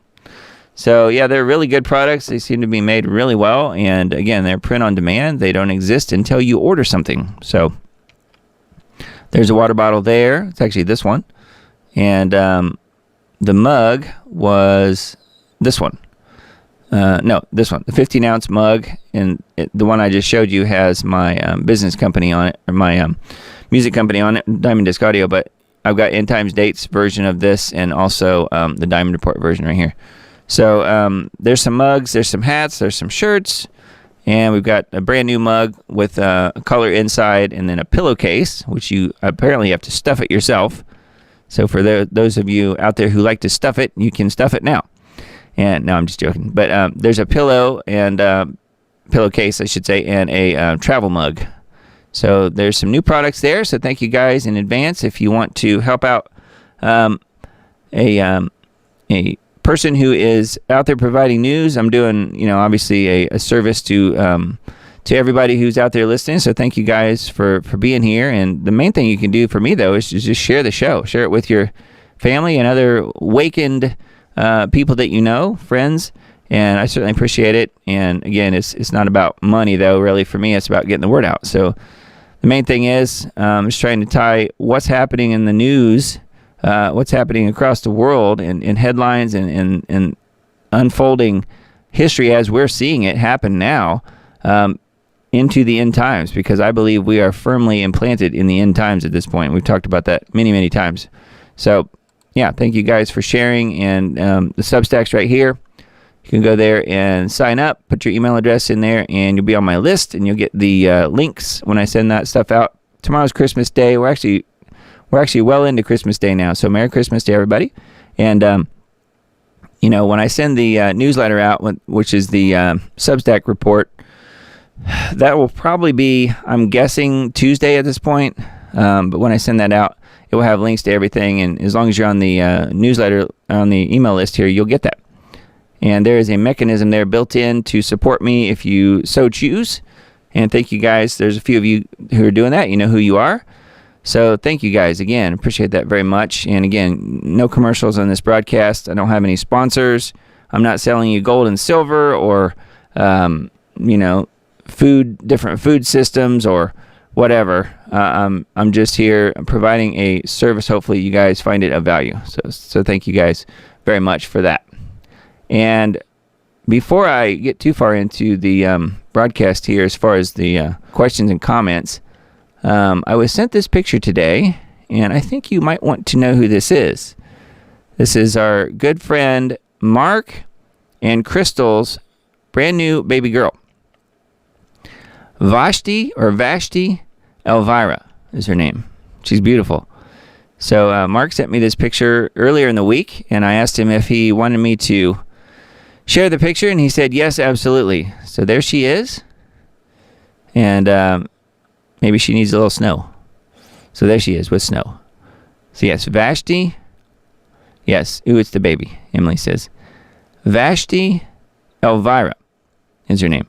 So wow, pretty amazing, and she is beautiful. So let's take a look at the. We'll leave her up here on the screen here for a minute. Let's take a look at the questions and comments real quick. Boy, it's already 12:40 my time. So Merry Christmas, you guys. Let me see if you guys had any. I don't know if Mark and or Crystal were here or not. Let me look and see. My guess is they were. Oh yeah, they were here. Verba Homefront. Yeah. Hello, Susan. Crystal here. Baby Vashti is sleeping on my lap and as happy as can be. So there she is. So anyway, that is baby Vashti. So congratulations to Crystal and Mark.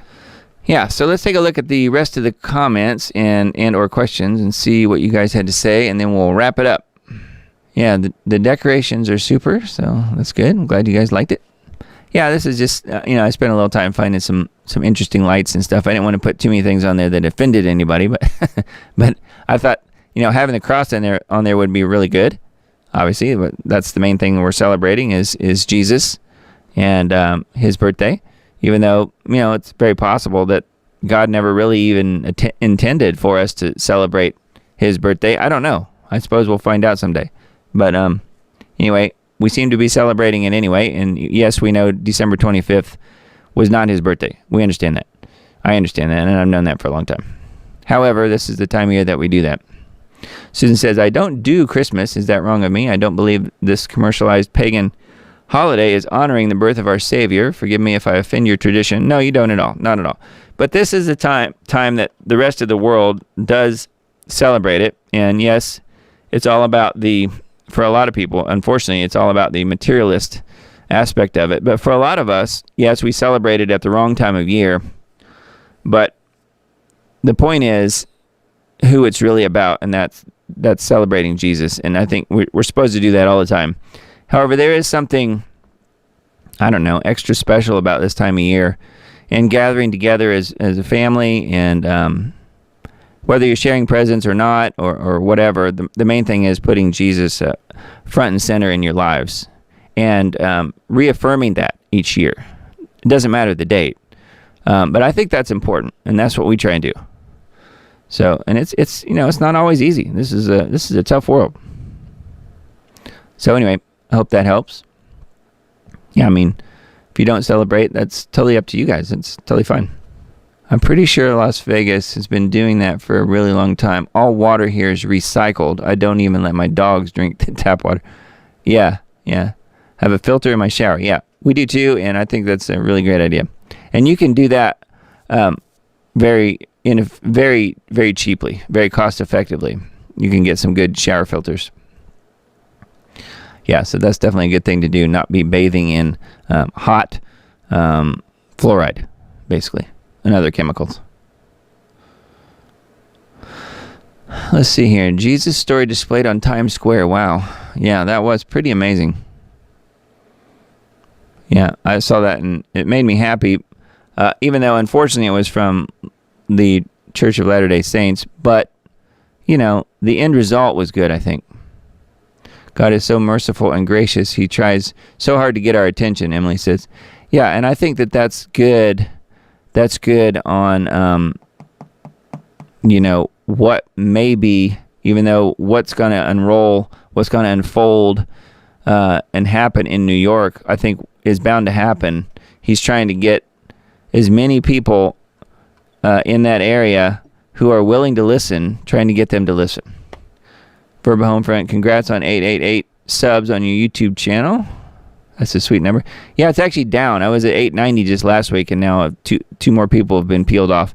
I usually lose a couple people every week unless more people pick up and subscribe. YouTube peels them off probably about 2 or 3 a week, usually. That's what I've noticed. But yeah, that's the way it goes. Interesting billboard thing, Carol says. Yeah, that was kind of cool as far as the story goes in New York. Yeah. All of this truth is going to be hidden soon. Embrace it now while we still can. When the world goes dark, it will be very dark indeed. Yeah. I think you're right, although I don't know how long it will stay. I mean, it's already dark to some degree. As far as electrically, how long will it stay dark? I don't know. My feeling is probably not very long, because I think there are still some other things that need to happen. But for the reset to happen, I do think that it will. Yeah, I think we probably will lose electricity for some time, possibly a short time. Band is a wonderful place to unite. Susan says, we are all drawn here for a reason. I truly believe this is true. And she's asking if Carol's in band. I'll stand with anyone as best as I'm able and pray with you, Susan says. Thank you so much, Susan and Carol. Yep. Band's installed. Yeah, band is a good group. We've got some good folks in there. So, and that's free, by the way, if you guys want to join the band group. I'll show that in just a minute. Airborne stuff can be administered without consent. Can't be the mark of the beast, can it?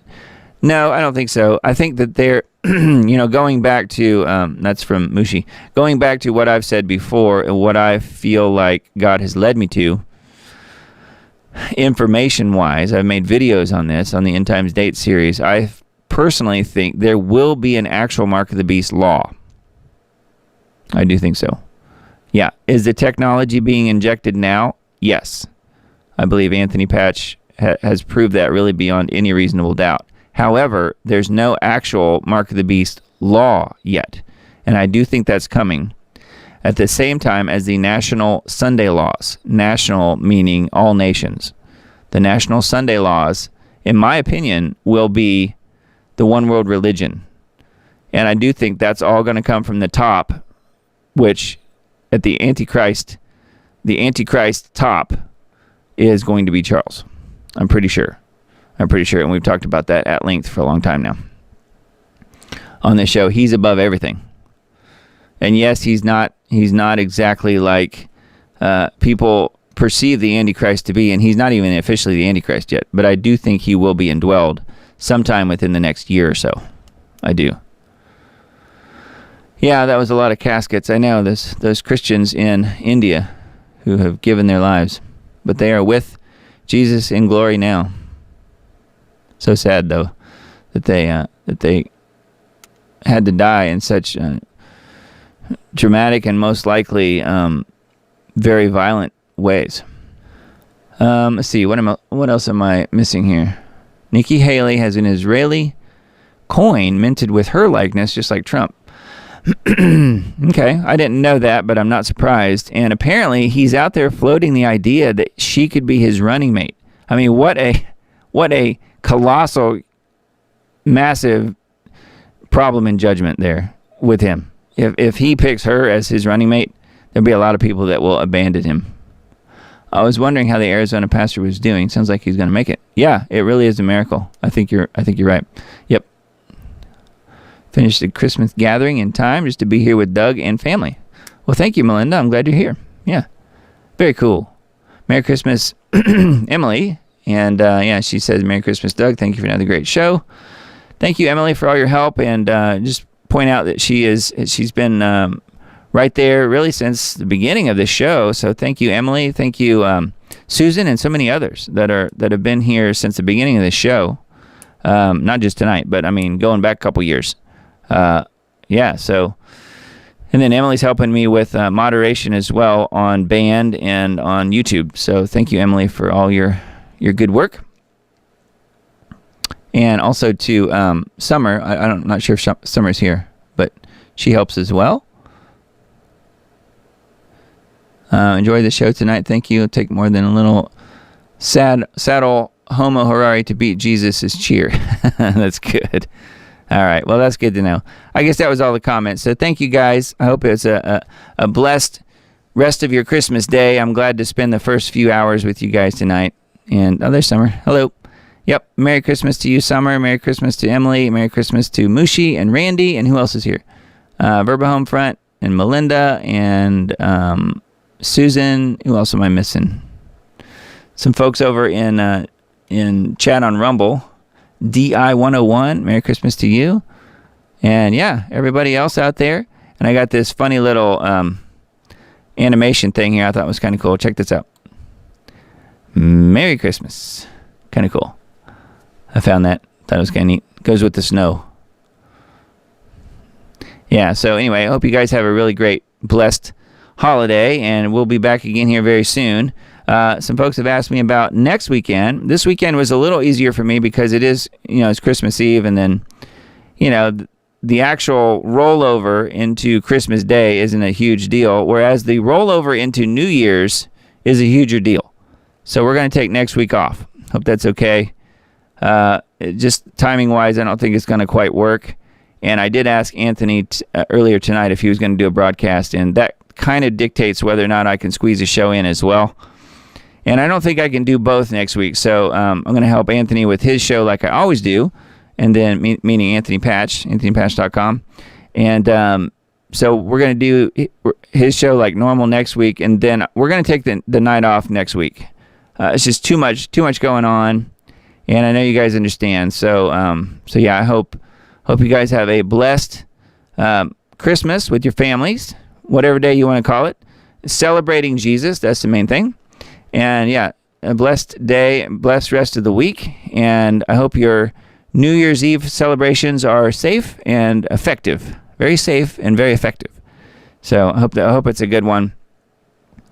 And let me see if I've got a video to close this out tonight. I think I do. Yeah, got one more video, so we can watch that as we roll on out of here. And I'll do what I always did in high school and in school before that, I guess middle school. And that is when you leave and you're going on Christmas break, you always say, I'll see you next year. So you guys, I will see you next year. 2024 is going to be a big one. We were just talking about some of the things that probably going to be unfolding, some of the things that we're going to see happen in our lifetimes that we could only ever have barely even dreamed about. It's what seems like just, a few months ago or a few years ago or whatever. I think there's some really strange and crazy changes coming in this next year, leading up into 2025, which I personally believe is the beginning of the final 3.5 years. Not the end of the world, but the end of the age. So I believe that starts in 2025. So we have another year of crazy ramp up to get to that point. And you guys see my timeline, you know what I think. So again, love to be wrong, but I don't know. I'm not sure. Just not sure yet. But along those lines, hope you guys have a blessed rest of your week coming up here, and a super Christmas with your family and friends. And again, Happy New Year to everybody. And you guys can reach out to me through Substack. And of course, any comments and stuff through Band. Band is a good one. I didn't really show you that. Let me show you that real quick. This is my Twitter page, Diamond Report on Twitter, the Diamond RPRT. And here is Band. Yeah, this is Band, and Emily helps me with that as well as Summer. So yeah, feel free to join. And I think Emily put the link in both the chats on Rumble and on YouTube. So you can join there for free. Got a few members in there, so that's good. And we're just in there sharing information. So feel free to join the Diamond Report on Band, totally free. And what else? I'm also on TikTok. I think I mentioned that before. crazy stuff going on there. I don't know exactly what to make of it. I won't go into that tonight. But we got ClickView, we got Brighteon, we got BitChute, and we got Rumble. So you guys know where to find me, I think. And DiamondDiscAudio.com. This is my my music company and video production. I do video production work and build websites and all kind of interesting things. That's my normal 9 to 5 gig every day. So anyway, blessings to you guys. Hope it's a really great one, and I'll talk to you guys again next year.